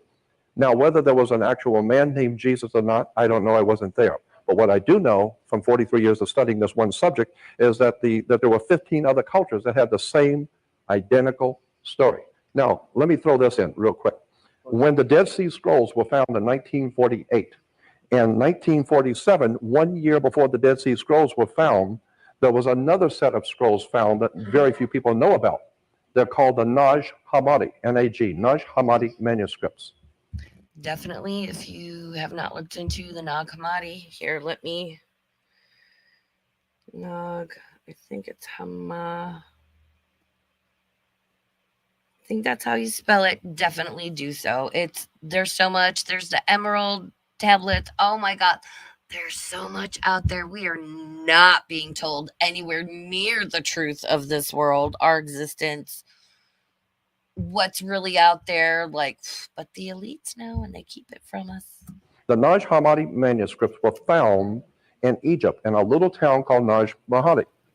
And today there are huge reference books in the big bookstores. Go in there and ask for the books on the Naj Hammadi manuscripts, and you will find that 1 year before the Dead Sea Scrolls were found in the Qumran community, which is up in what we call the Holy Land, in Egypt, in a little town called Naj Hammadi, a huge group of manuscripts were found. And in those manuscripts, they know by the writings and by all the surrounding evidence that those Naj Hammadi manuscripts were at least 200 years before Jesus would have been born. And it was in Egypt, not the Holy Land. And the Naj Hammadi manuscripts, 200 years before Jesus would have been born, talks about Jesus. He walked the earth, he did this, he healed the sick, he raised the dead, he was this, he was that. And it has all these strange stories about Jesus as a child. And it says, while the children were playing in the street and the birds were flying, Jesus cursed the birds and they all fell down. And then all the children cried. And they said, oh, okay, all right. So he blessed the birds and then they all got up and flew away again. Yeah, be nice to the birds, man. We're just birds. We might work for the bourgeoisie, but like, we're just birds. There's all kinds of stories about Jesus did this and Jesus said that and Jesus went over here and did this and that. We're talking about in Egypt, Naj Hammadi, 200 years before Jesus in the Bible would have been born. And this is in Egypt, the stories about Jesus. At the same time in Egypt, when the Naj Hammadi manuscripts are being written, in the Roman Empire, the same story was going on with Mithra. Mithra, Naj Hammadi, Hindu. As I said, 15 major cultures and religions of the world have the same identical story. That alone makes it suspect. But my feeling is if 15 or 16 cultures, including Christianity, if 16 major cultures had the same story, go back and look at the story. Maybe there's something really important, and that's why 16 cultures kept the story. They're telling you something. It's the greatest story ever told. Why? Because it's the only story that's been told. 16 cultures have told the same story.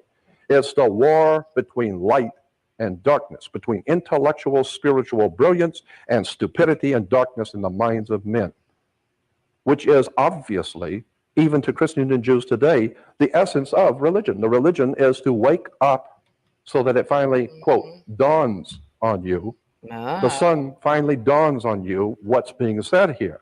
That it's a symbolic story telling you there's a war between human ignorance and intellectual, spiritual enlightenment. 16 major cultures of the world told the same story. That's what makes it a little suspect.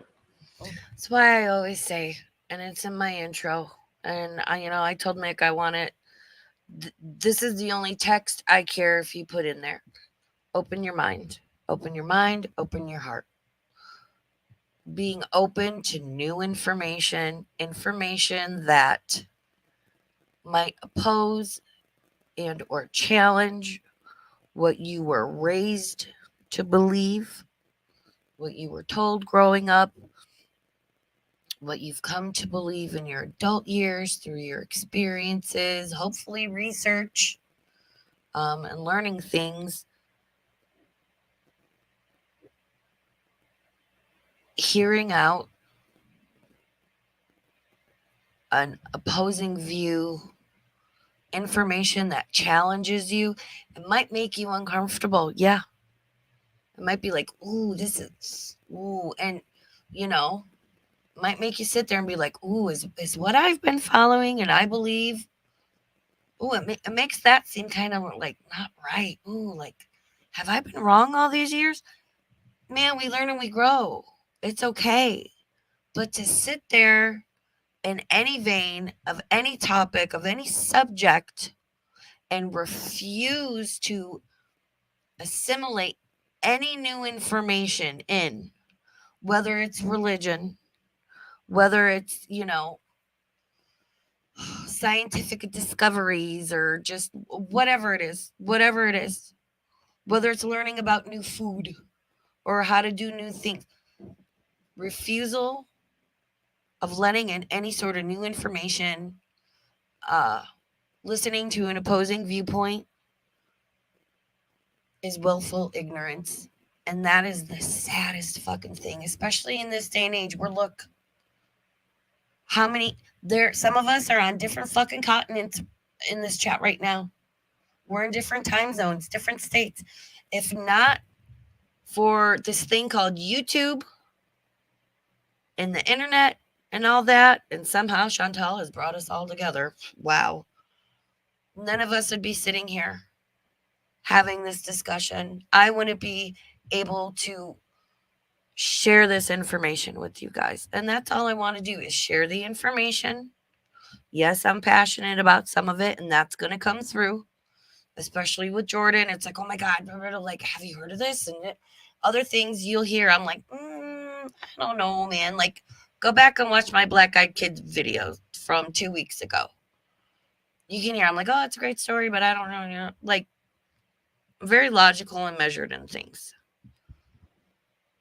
But again, this is why I always say, come here with an open mind and an open heart. I'm not here to convince or convert anybody.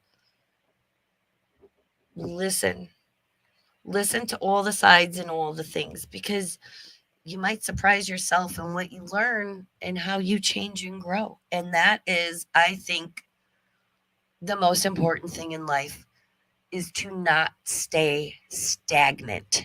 Because then what's the point of being here? If you're not going to grow and learn and progress and fuck up and be like, oh shit, I fucked up, what's the point of being here? I'll tell you what that looks like. That looks like our girl Chantal, sitting in a room on the other side of the world from where she's from, alone, eating herself to death, pretending that she's happy, pretending that she's okay and doing well, pretending that she's married, because she refuses to listen and grow as a person. That's what that looks like. Don't be a Chantal. But whether there was an actual man, that's irrelevant. Yeah. Sure. Oh, I'm sorry. Okay, I'm sorry. You know, if I followed the interpretation of the Bible as you described it, I would almost come to the conclusion that Jesus Christ was a symbol, really. But besides that, the age of Aquarius, of course, is at the beginning of the age of Aquarius is at the culmination of the age of Pisces. Right? Yeah, the culmination. See, here's what you need to understand: that according to the ancient peoples of the world, and all the ancient cultures basically agree to this, that for 2,160 years, the sun at the equator, if you go down to the equator and stand on the equator and look straight across into the east, when the sun comes up on the equator every day, there's a collection of stars right there. And it's the same stars for 2,160 years. The sun rises with that same set of stars. That set of stars is a particular constellation. And it was one time it was Taurus the bull. So it was the golden calf, Taurus the bull, or the sun in the age of Taurus. Then as Taurus moves away and the next constellation moves in, which is Aries, now it's the sun in the age of Aries, Ab-Ram, Father Ram. The Jews blow the ram's horn. The next one in 2,160, 50 years later, the next constellation that the sun rises is in Pisces, the two fish. Now Jesus is called the great fisherman, the two fish. He's God's son, the light of the world, who feeds his people with the two fish. Now we're getting ready. If you go down to the equator, you can begin to see the stars coming in. And that constellation that's on its way, it's coming in, but it's not here yet. It's coming in is the age of Aquarius. This is the dawning of the age of Aquarius. All the Bible is telling you is that every 2,150 years, the sun moves into a new constellation in the heavens. And this is why in Revelation it says that war broke out in heaven. There was a great war in heaven. That's right. The war between the powers of Pisces that has dominated the world and the coming age of Aquarius, when the two constellations are battling for dominance over the world at the equator. So there's a war in heaven, star wars. And consequently, there's coming a new world order. And that new world order is based on the constellations of Aquarius. This is the dawning of the age of Aquarius. This is in the Bible. This is in the scriptures. Consequently, you need to understand that there's something going on here. And it has to do with a very powerful story that's been in operation for thousands of years. Is that what Hitler meant when he talked about the New World Order, and George Bush also, and the installation of a world government? Is that absolutely, absolutely? But now here's the point: when Adolf Hitler was talking about the New World Order, Adolf Hitler was into astrology. And again, what did I say? What did I say in the stream earlier? Adolf Hitler was many things, but stupid wasn't one of them. And the German minds that were around Hitler were not stupid. They're not fools. They understood the concepts of the ancient Sumerian. This is why Adolf Hitler and the Nazis were looking for the lost ark. Thank you. Fucking what I say. What I fucking say. They knew. The elites, the powers that be, whether it's the fucking Rothschilds, the Rockefellers, the family of 13, whatever, the bloodlines, the New World Order, Illuminati, all that stuff. Oh, I got invited to join the Illuminati via DM and Twitter. I've made it. I pack in my bags. I'm off to wherever I'm going. They know the truth of this world. They understand all this shit is real, how it works. I don't think they fully know, but they have a good goddamn idea of how to use it. Again, Indiana Jones always chasing the Nazis through the desert in Egypt because they were looking for certain artifacts. And we can talk about Antarctica if you want, and all that stuff, and all the weird shit that happened down there. And there's so much we're not being told. And people can say, oh, that sounds crazy. Yeah, it fucking does. Because it's like, wow, if that's true, that's a lot. And we're brainwashed and we're told to believe it's crazy. And it's put in movies. Oh, that's just in movies. Because you get somebody like me and it's like, oh, you're a crazy conspiracy theorist. You believe that shit? You're weird. Fine, then I'm crazy and I'm weird. But I am fully awake and I see.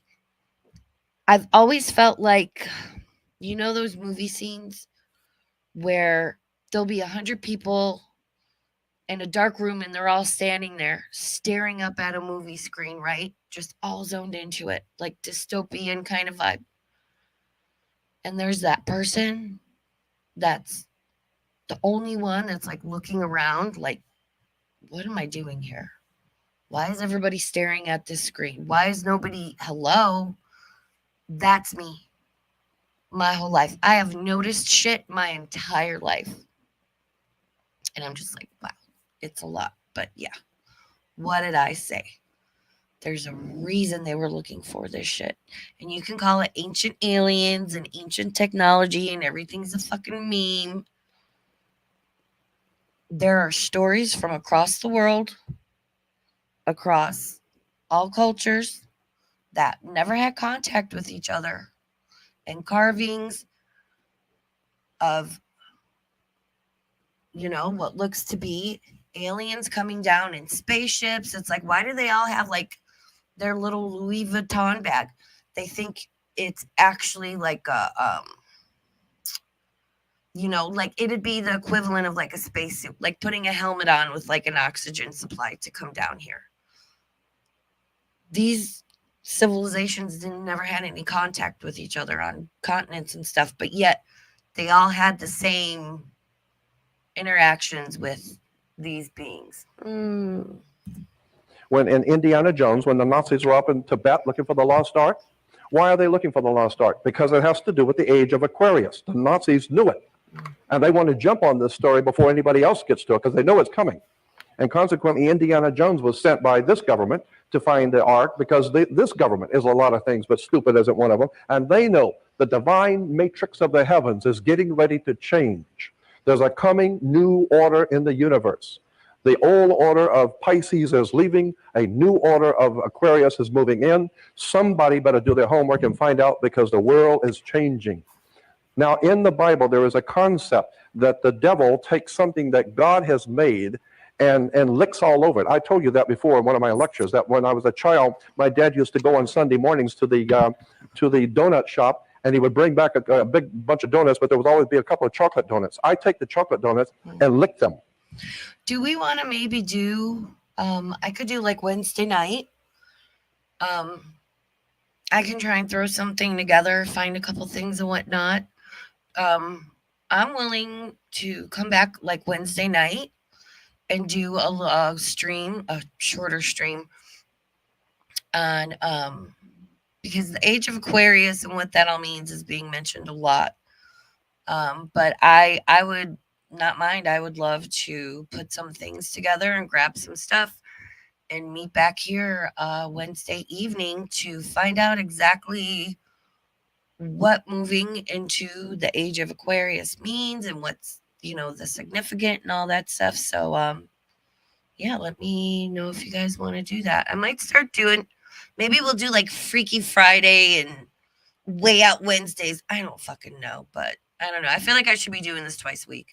And put them back in the box. Why? No, serious. Because now those donuts, those 2 donuts there, they belong to me. They're mine. Nobody's going to touch them. I licked all of them. They're mine.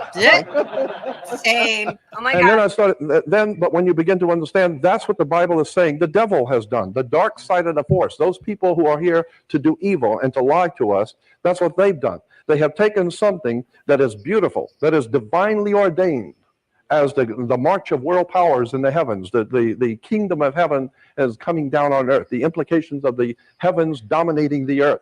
They have taken that and licked all over it and put their own interpretations on it now, so they're going to be in charge of the new world order. Well, we will see which one is going to be in charge of the new world order. The Nazis and the fascists are the almighty God who has ordained this universe to come into being.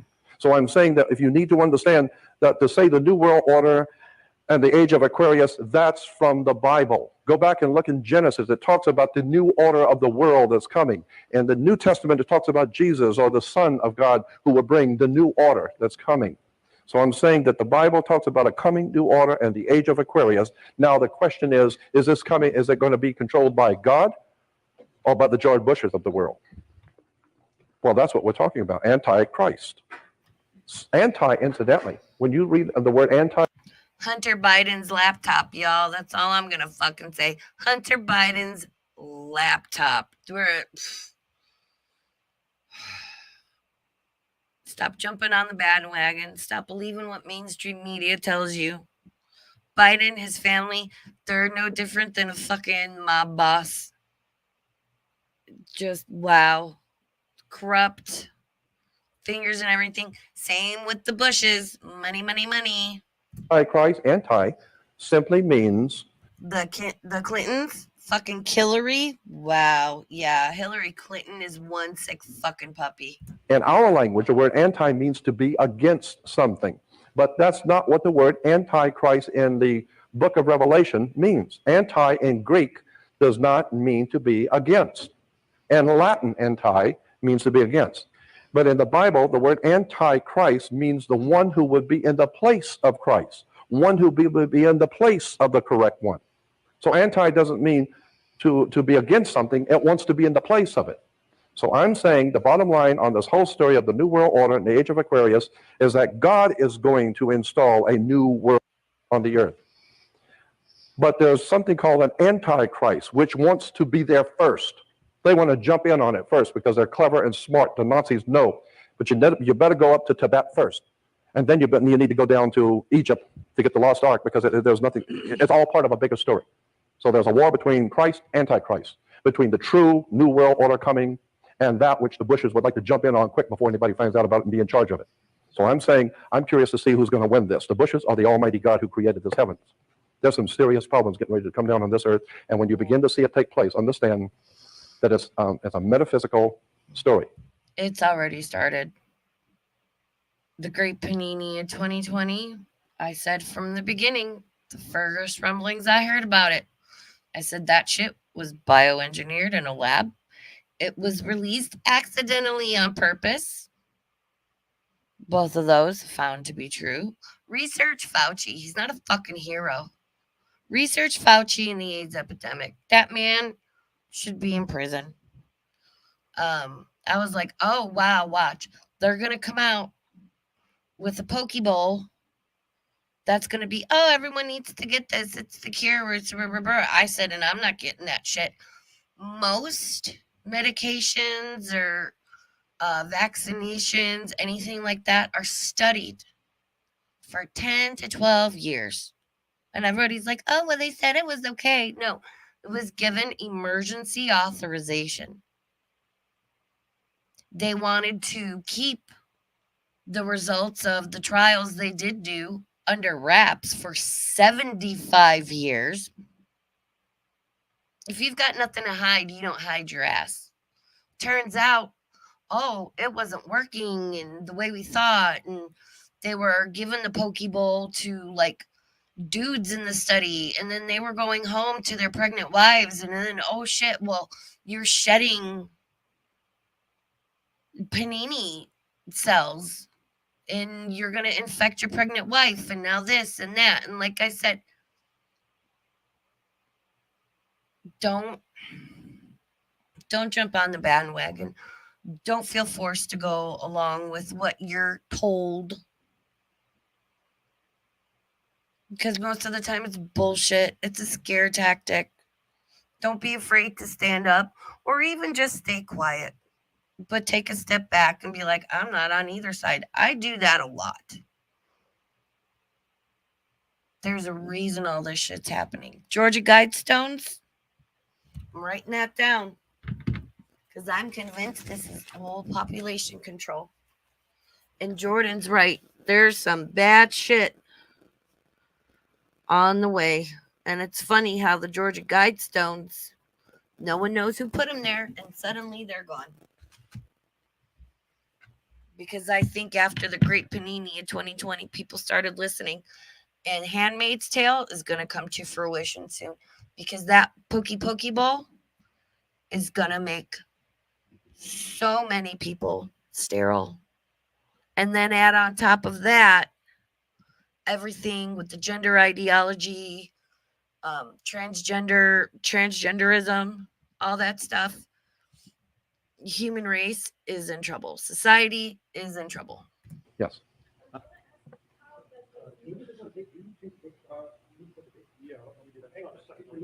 And then if you can come up with a mic.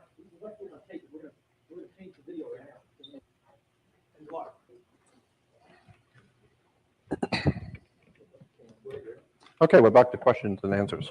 No, we're back to questions. I'm not sure if there'll be any answers. You have a brief interpretation of what you feel is meant by the end times. Oh, yeah. I'm glad you brought that one up. I'll talk the next 2 hours on that one. Yeah. Same, Jordan. Yeah, I think I said that. We're living in the end times, the last days. Of what? We're living in the end times because if, as all of the ancient civilizations, and I'm talking about China, Asia, Africa, Egypt, Northern Europe, Asian, all over the world, and in every culture, taught the same thing. That each 2,160 years, and some cultures say 2,150 years. There are one or two cultures that says 2,130 years. But everybody is right around that 2,150 year period, depending on how that particular culture counted their time. But everybody was of the opinion that every 2,100 and some odd years, that the world changes, that the whole entire world changes from one astrological sign at the equator to a new astrological sign. And it was called the old order of the ages and the new order of the ages. And so consequently, you had the church age, the age of the prophets. And go back into the Bible, go to any good Bible bookstore and look at the books, and it's all talking about the end of the age. This goes back to Matthew, the last sentence, or the last few sentences in the book of Matthew, the first book in the New Testament. The first book in the New Testament is Matthew. Go to the very last paragraph, and in it you will see where Jesus says, I will be with you to the end of the world. And go forth and make disciples and bless and make disciples, and I will be with you to the end of the world. Look at that word in all the Bible reference words. And it will tell you that word in Greek is aeon, A-E-O-N, aeon. Aeon is not world. Aeon is age. So the Son is saying, I will be with you to the end of the age, not world. There is no end of the world. There's an end of the age. And consequently, if there's an end of the age, and then there's what is coming after that? Well, there will be a new age. Just as when Moses came down from the mountain, the children of Israel for 2,150 years have been living in the age of Taurus, the golden calf. Moses sees the children of Israel worshiping the golden calf when he's trying to tell them we're going into a new age. Yep. At the equator, the stars are in the age of Aries, the ram. And consequently, what's wrong with you people? Moses was saying, what's wrong with you guys? Don't you understand?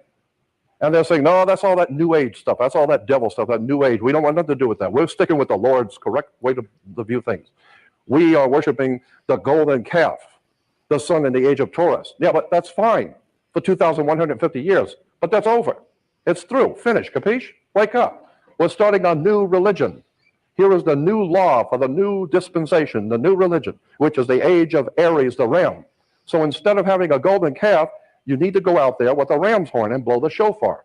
And now for the next 2,150 years, Jews are saying to blow the shofar to show respect for the sun in the age of Aries, the ram. And then, after the age of the ram is ending, the next age coming in behind it is the age of Pisces. Pisces is the two fish, Jesus' symbol. And all the churches in Europe, go to the churches around and look in the churches and look in their stained glass on churches. Everywhere you will see two Jesus fish. You ever wonder why, oh, my little Christian symbol, I always call it a Jesus fish. fish. The two fish are the symbol of Pisces. 2,150 years, the sun is in the age of Pisces. So consequently, now we're getting ready to go into the new age of Aquarius. And Christians are today saying the same things the Jews said at the time of Moses. They're saying, oh, all that new age stuff, that's all of the devil, that's all that crap new age stuff in astrology. Wake up. The more we change, the more we stay the same. There you go. There you go. What I say. Oh, that's bad. Oh, the devil, it's bad. Astrology, your third eye, getting in touch with your higher self and your energy, your abilities, whatever you want to call it. Oh, that's bad. That's of the devil. No, it's not. They don't want you to know the truth of everything and just how powerful we all are. The Jews didn't get it back then. Christians are not getting it today. The universe is getting ready to change. There's a new order of the world coming, whether we like it or not, whether we understand it or not, or whether we agree to it or not. It just don't matter. Yep. The heavens are changing. The world is changing. So therefore, it is correct to say we are living in the last days, the end times of the age of Pisces. And now we're getting ready to enter into the new world order, or a new world based on God's Son in the age of the water bearer, Aquarius. And consequently, as I said, the question you need to be asking yourself, if this is what the Bible is saying, that there's a new age of Aquarius coming, and that's what it says, then who is going to be in charge of that new age? Will it be the God force, the spirit, the divine presence in the universe, godly spirit on the earth that will clean up this earth? It will clean up all of the dirt of the earth and begin a whole new order like Noah after the flood? Is there going to be a whole new world order based on godliness and decency and honor for the next 2001? I'm scared to find out, and I hope it's not here when it happens. I hope me and little Winston and Jasper and my little Missy Moo girl have moved on to not being on this earth, and we're all together, and I can still take care of them and love them. And yeah, I don't want to fucking be here. 150 years coming in the future when a new order of the world will be established? Or is it going to be the same guys who have run the old order are going to come back and take over the new order? That's a very interesting question, because I'd like to get into the symbols of that. Washington, D.C., the symbols on the back of the dollar bill. How many Christians today and Jews realize, understand this? In the old, And we will go over that when I cover symbolism in Hollywood, esoteric symbolism, Illuminati, all that stuff we will go over. Old Testament, the word for the Messiah in the Old Testament is the word chief cornerstone. It's used in the book of Isaiah. It's used in the book of Psalms. In the book of Isaiah and Psalms in the Old Testament talks about the Messiah. And the word it uses for the Messiah is chief cornerstone. The builders rejected. Then in the New Testament, once in 1 Peter and once in the book of Revelation, the New Testament calls Jesus the chief cornerstone, the builders rejected. And both places, both in the Hebrew, we're talking about Messiah, and in the New Testament talking about Jesus, the word is chief cornerstone. Look up the word in Hebrew and look it up in Greek, and it would tell you that the word is a triangle on top of a pyramid. In Hebrew, a chief cornerstone is a Hebrew word which means the pinnacle of a pyramid. In the Greek, and the Koine Greek, which is street Greek, and the New Testament was written in Koine Greek. In the Koine Greek, the word for Jesus was the chief cornerstone, the builders rejected. That Greek word means a triangle perched on top of a pyramid. Consequently, according to the Old Testament and the Bible, the New Testament about Jesus, the Messiah is referred to and symbolized by a triangle on top of a pyramid. Period. End of sentence. Okay? What does that mean? What are the implications on the back of the dollar bill? Where is this stuff really going, and what are we doing here? Because the deeper you get into it, the scarier it gets. But I want to tell you, God is too big for one religion. And as one of my teachers many years ago said, if you can explain something to an audience about God so that people can understand it, then that would prove conclusively that you don't know anything. Because any God that your pea-sized, ignorant, ill-informed, and unread brain can understand is not the divine presence in the universe that causes all life to be. Because the universe is not only stranger than you imagine, it's stranger than you can imagine. So consequently, when you talk about God, you need to realize you're talking about the powers of the universe. And that divine power in the universe really just doesn't care what we understand or if we get it. It just don't matter. The ultimate source that's out there doesn't fucking care about your feelings. Oh my God, imagine that. There is a new world order coming. It is the symbol. It's symbolized in the Bible by a triangle and a pyramid. That's Hebrew and that's Greek. That's the Bible. The question is it going to be overseen by a divine force that we call the Christ, or will it be overseen by an antichrist? There are two powers vying for world power now. The forces of light and the forces of darkness. That's the name of the tune. It's symbolic. It's a metaphor. But I can guarantee you there's something else bigger going on. Yep. And the people behind the world powers know this subject better than any of us. And they know what they're planning. Yep. Yes. I would like to ask. I don't know if is that turned on now?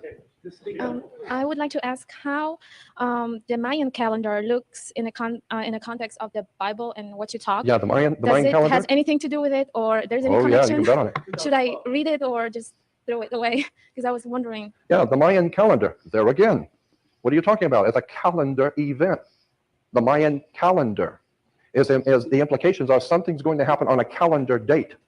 Okay, so yes, the Mayan calendar plays into this. What was his name? Charles Belitz. Charles Belitz, I have the book. It's very difficult to find, called Doomsday, 1999. Charles Belitz, brilliant author, wrote a book called Doomsday. Do we all remember on New Year's Eve, 1999, going into 2000, like we thought the world was going to shut down, and because there was like, oh, all the computer fucking programmers and devs were like, oh, we didn't, yeah, everything is going to like fucking break because we didn't program the calendar, like the date to go from 1999 to 2000. It was a whole fucking thing. Oh my God. The great fucking 2000 apocalypse. And somebody's like, call Prince, get Prince on the phone. It was great. Good job. Doomsday, 1999, in which he took all of the ancient writings of the world that talk about the end of the world, the last days, the end times, and told you what each of the ancient cultures said about the last days and the end times. And he went through the Mayan calendar, the Hopi prophecies, and the Egyptian prophecies, and the Babylonian, Sumerian prophecies. All of them talked about a calendar time. Things are going to happen according to the calendar. Particular days and months are coming, and certain things are going to happen. So yes, the Mayan calendar plays into this. The Mayans knew prophecies. The ancient peoples in Chaldea had prophecies. All the ancient peoples of the world had prophecies. All of them were based on the astrological story of the zodiac. All of them. So I'm saying that there is something to this whole story, and we don't have it all yet. Yep. And I'm suggesting that what we might want to do is start looking at astrology and not putting it down, but start seriously looking into the Bible and trying to figure out what are the scriptures telling us and what's coming on the earth. Something serious is about to happen on the face of the earth. And I am totally convinced there is a new world order coming. I'm just scared to death that the people that are on this earth have no idea in the world what any of this means, and they're going to be sitting ducks. Oh, yeah, for sure. For sure, for sure, for sure. And again, even if it goes against your values or you've been told, oh, it's bad or whatever, if there's some random person stumbles across this in 2 years and you've made it this far, first off, thank you, because we're like, 3 hours strong into this beach right now. Listen, learn. If something challenges you or opposes your views or what you've been taught or you believe, still sit, learn, discuss, talk with people. I have learned the most about just knowledge, information, various topics, and about myself, and grown as a person from sitting down and talking to people that have complete opposite views and thoughts, feelings, opinions, philosophies than me.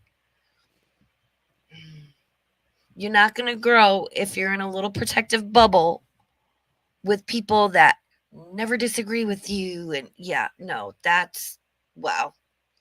Grow up. But many will look with their eyes and not see, and listen with their ears and not hear, and with their heart not get the sense of what I'm saying here. Yes. I would like to know how I can get an old dollar bill that didn't have the triangle and the all-seeing eye. It was during Roosevelt's administration when they changed this. Ooh. However, when the country was founded, back even at 1776, 1774, the founding fathers of the country had already decided that that was going to be on our national coat of arms, would be a pyramid with the all-seeing eye. And you say, why? That's as far back as 1774, 2 years before the Constitution. So the Declaration of Independence. And so consequently, that symbol is very, very old. And where did they get that from? Well, they got it from the Jews. Or where did the Jews get it from? Well, they got it from the Egyptians. Where did the Egyptians get it from? Well, they got it from the Sumerians. Wait a minute. Why were the founding fathers? Why did the Masonic order decide to have the revolution in 1776? It's because in the Hebrew numerology, in Jewish numerology, 8 is the number of new beginnings. In Hebrew numerology, Always goes back to Samaria. 8 is the number of a new beginning. You have 7 days. The 8th begins a new beginning. Okay. Why is it called the number of new beginnings? It's because it's a symbol this way of infinity. 8 is. I have an infinity symbol tattooed on my left forefinger. The only number that you don't have to lift the pencil. You can always start anew. You're always starting anew. So 8 was the number of beginning something new. 13 was the number for government. It was perfect government in the ancient Semitic numerology. 13 was the number of perfect government. Consequently, why? Because of the Son with his 12 helpers. The Son with his 12, chosen one, makes Jesus and the 12, the Son and the 12 signs make 13. So 13 is the number of heavenly government, the Son and his chosen 12. Consequently, when the Masons decided to have the revolution, they were going to have it in 1776. Okay? 1776 is 1 and 7 equals 8. 1 and 7 is 8. 7 and 6 is 13. New beginnings on perfect government. That's why 1776, 8 and 7 and 6 is 13. This is why today, when you drive by the oil company, Union Oil, they have an orange globe. And it's got a 76 and it says, get the spirit of 76. What do you think that orange globe is? It's the sun. The sun is the orange globe, and 76 is And we will cover numerology at some point. 13, the Masonic order of new government, based on Jesus and his 12, the sun and its 12. Get the spirit of revolution. Revolt against those other oil companies and come to us. But that's the symbol of the orange globe. Get the spirit of 76. You need to understand Jewish, Freemasonic, occult symbolism. Yes. We have right here behind you. I'm curious, these 15 different other cultural accounts of a son of God on earth, do they all share the approximate time frame, or do they vary as far as... No, they do Some not. of them vary like 1,000 years between accounts? Yes. No, they do not share the same time frame at all. Some of them do. So, Like there are lapses where one civilization is going down and a new civilization is coming up. And at the same time, they both have the same story, but one is one race of people and one's another, but they have the same story. But usually those 15, those 16, and then 16th one is Christianity.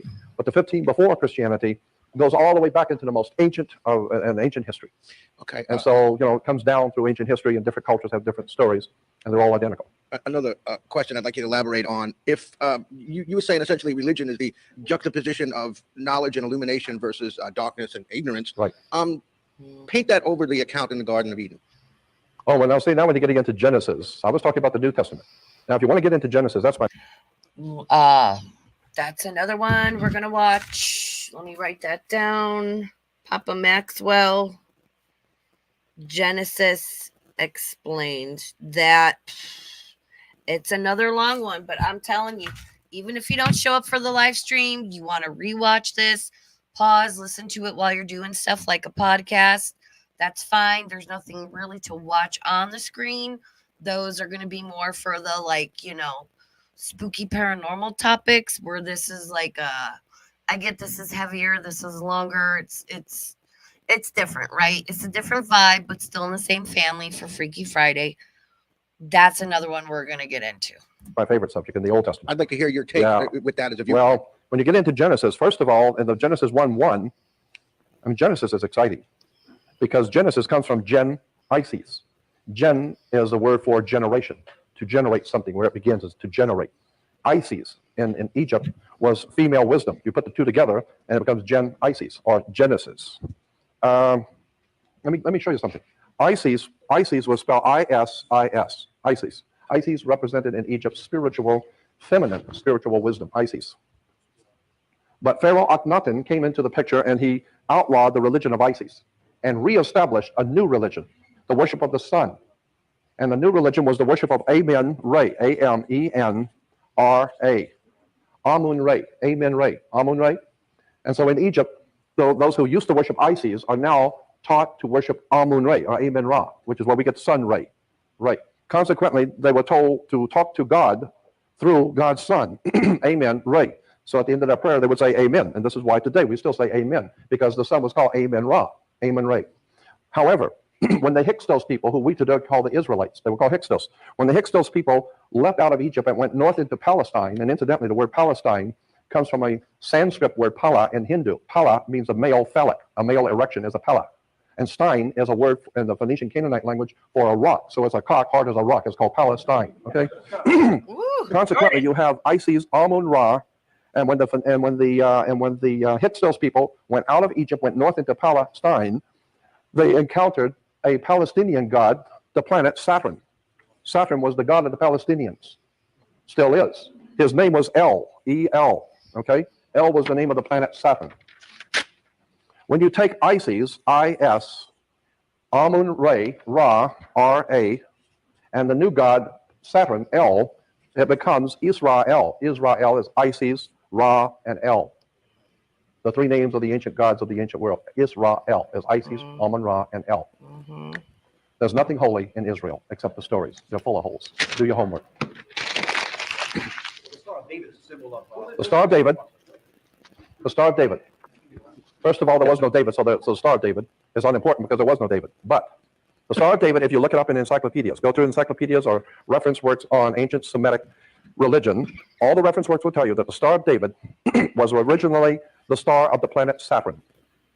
The Star of David is the star of Saturn, and Saturn was called El, E-L. Consequently, if you worship the planet Saturn, you were an elder. Okay, and how did you get to be an elder? You got elected. And now that you are elected to be an elder, you are now one of the elites because you've been elevated in society. How did you get to be elites? Because you have the juice, electricity, which causes things to work. It's the juice. You need to understand the way the secret societies and fraternal orders use words and terms and symbols in religion and government. There's a world of difference between religion and spirituality. That's all I'm saying. Yes. So I tell people, I'm not religious, but I am spiritual. And I do like to, in my teenage years, I went to all different denominations of church. I'd be on the south side at a Black gospel church. Then I'd be in another, at my friend at her Greek Orthodox church.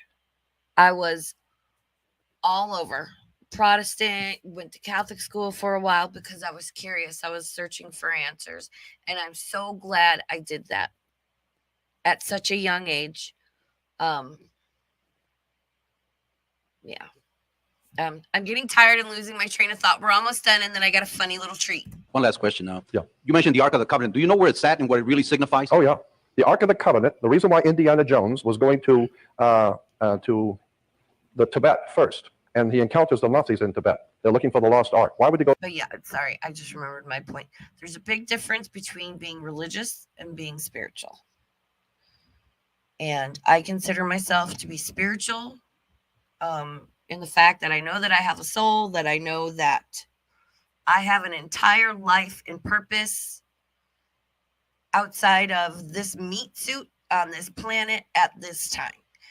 And I will, down the road, once I get a little more comfortable and whatnot, share a lot of stuff that I found out through my adventures and stuff like that. I want to see if my friend Zero will come on with me. Shout out Zero if you're listening. Hey, girl.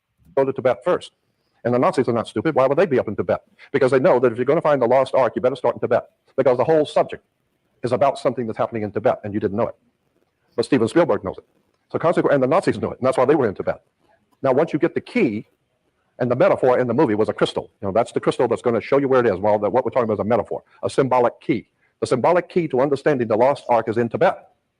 Now, once you get that key and you understand what the key now to finding the lost ark, now you go to Egypt, not the Holy Land, Egypt. And there you are going to find the Holy Ark, the lost Ark of the Covenant. But the lost Ark of the Covenant is a very ancient story in Egypt. It's called the Ark of the Contract. The Ark of the Contract. And there are pictures. I showed it here one night, if you recall. I showed the pictures of the lost ark in Egypt on the temples, and many of the temples in Egypt are carved up on the walls. Men carrying this ark with angels' wings, and they're carrying it with handles. It's identical to the Ark of the Covenant. What I am saying to you is that the Ark of the Covenant is just a story. The Jews have given us a great story called the Ark of the Covenant. There was no Ark of the Covenant. There was an Ark of the Contract. That's Egyptian, not Jewish.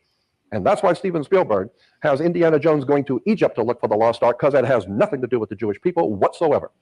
It is an Egyptian story. It is an Egyptian symbol. And in Egypt, it was called the Ark of the Contract, not the Ark of the Covenant. But in Hebrew, a covenant is a contract. So the ancient Egyptians, way before the Hebrews ever dreamt it up, had something called the Ark of the Contract. Go to an encyclopedia, a reference work, and do something exciting that you've never done in your life. Read a book. Wake up. Do something really strange and off the wall. Papa Maxwell. Do some research. See, what am I saying? Learn. And I try to stay away from certain types of resources, but also try to keep to credible resources. And yeah, it's difficult. Go to a library and start researching Ark of the Covenant, and you're going to find out there was no Ark of the Covenant. It's just a great Jewish story, like all the other stories that come out of Israel. None of it's true. The whole thing is made up. $29.95, get Charlton Heston to play Moses, $29.95, no up and no down, and we got a whole religion here, and they haven't got the faintest idea where. All right, well, I guess that ends there. Oh, how are we doing? I don't know who's still here, but hold on. I want to watch this video because this little baby boy, just, oh my God, it's so cute. Just like a little palate cleanser, a little something, So we're just, oh, am I sharing? No. Wait, share screen. Yes, I want to share. I know we're tired, but trust me, this is going to be worth it. We're going to share this, little babies. All right. We're going to share this little sweet little baby boy. Oh, my God.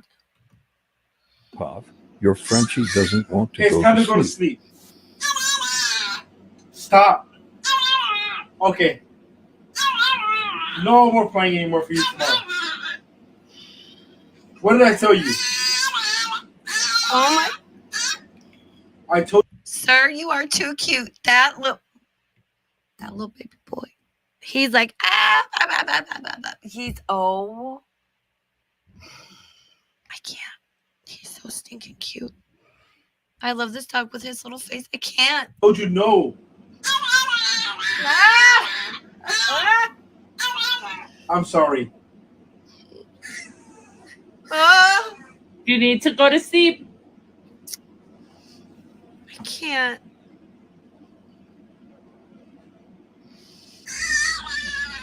No. Oh.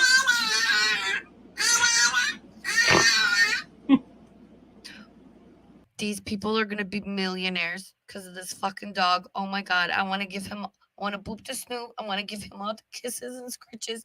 You can come snuggle with me. I don't know if Winston will let you, but I love you so much, little boy.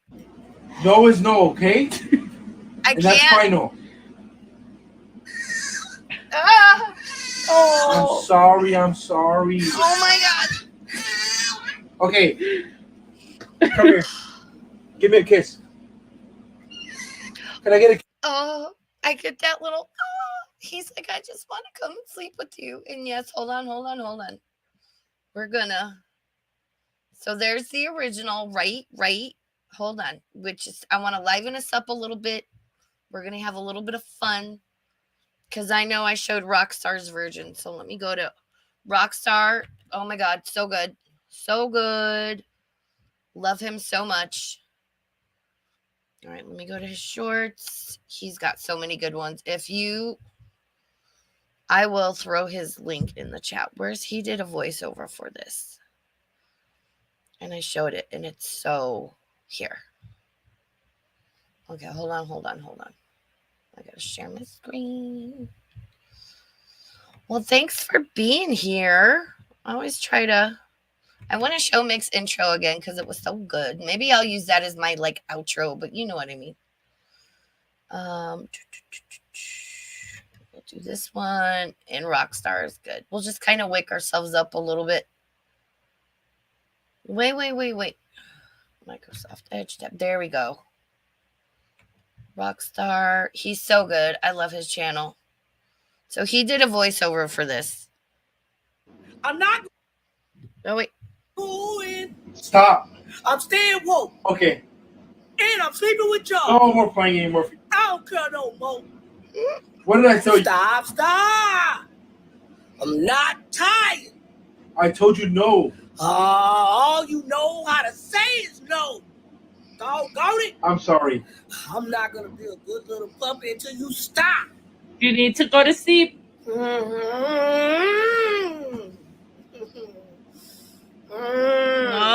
the face. I love y'all, family.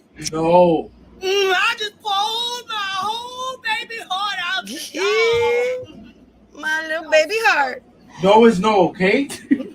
And that's final. This is not happening. Sorry, I'm sorry. I'm tired of hearing that. I'm starved. Okay. Come here. Give me a kiss. I'm mad. I'm not going. I love Stop. it. Okay, I want to watch the original one more time and then we'll talk for a little bit, and then I love this little dog so much, and the way he just is listen. Why do you think Winston walks all over me? Because I'm a sucker. Because I'm sweet little baby boy. Frenchie doesn't want to It's go time to to go to sleep. sleep. All right, wait. Pav, your Frenchie doesn't want to It's go time to to go to sleep. sleep. He just, Stop. I can't. Okay. No more playing anymore for you tomorrow. What did I tell you? I can't. I told you no. I'm sorry. Oh. You need to go to sleep. Oh.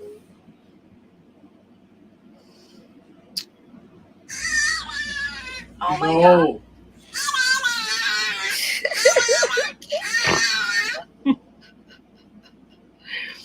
No is no, okay? Oh. And that's final. Oh. I'm sorry. Okay. Come here. Oh my God. Give me a kiss. Oh, I can't. Little baby boy. Oh my God, sweet little baby boy. Oh my God. I so appreciate you guys being here. That's a long ass stream. I know everybody's probably tired. Oh, is that dog's name Nerf? Stop it. I love him so much more now. Listen, Nerf's parents, if you ever need a dog sitter, I don't know if we're in the same state, but I will babysit your sweet little baby boy. I love him so much. So that was a lot to take in. I know I shared a lot of my personal views. You know what? Get over it. Everyone needs to get over it. Not everyone's going to agree. I'm done staying silent on things because it's I don't want to rock the boat. And I accept everybody. You guys know. Listen, I've been running through this community for years. When have I ever been involved in some shit or some fucking drama? I haven't. Because you know why? because I'm not that type of person. And oh, hey, Share Bear. Oh, cool. Be careful driving. Like, you guys know me. You know my character, right? You know me well enough as you can. Just the online parasocial relationship, whatever, and all that stuff. But things are going on and happening. Like, we all need to start speaking up, whatever your viewpoint is, but we all need to do it respectfully, logically. And yeah, there's feelings and beliefs and emotions behind it. But that doesn't mean we can't listen to other people. And there's shit going on that's bigger than all of us. And that, you know what? None of our fucking feelings matter. Because the government and the powers that be don't give a shit about our feelings. So we're going to go into more stuff. I think I'll try and come back Wednesday. And I'll find some stuff on the age of Aquarius, which we are in now, and what that means, and all that fun stuff. And then next Friday, we can do like the Anunnaki and Samaria, or do we want to do a quote-unquote fun topic? Like, I know Sarah Kay suggested like doppelgangers. We could do like a few, quote unquote lighter topics. I want to do skinwalkers, but that's one of those things where I really want to get in on the research of it. So here. So real quick, if for those of you that missed the beginning of the show, wait, I'm trying to turn my music off. Well, no, I'll play it on the way out. So instead of my usual short little outro, I want to play I'm going to play the intro that Mick made for me. If I can fucking find it. Okay, there we go. So, yeah, wow. You guys, we made it. We did like a 4-hour stream. That's amazing. And yeah, and that's fine because like I said, I want this to be more podcasty and yeah. So you can listen to it because I do that a lot. I'll go into a live stream chat, I'll say hi, then my phone goes in my pocket and I'm doing stuff. So thank you all so much for being here. Please, the link for tonight's video is in the description. So is my Twitter, and so is the link to Mick's channel. Please subscribe to her. Once her schedule settles down, hopefully we'll be able to live stream like once a week doing the Shuck Show. She has been and will continue to be putting out edited content, so please go support our queen of the corn, our copstress, Mick the Cornball. Thank you all so much for being here. Please share, like, subscribe on your way out, watch on the replay, hit me up on Twitter. Yeah, let me know any suggestions or questions or whatnots. And again, I thank you so much for being here. I hope this continues to grow. And yeah, let's have a good time getting freaky. I'll see you guys back here on Wednesday night. Bye.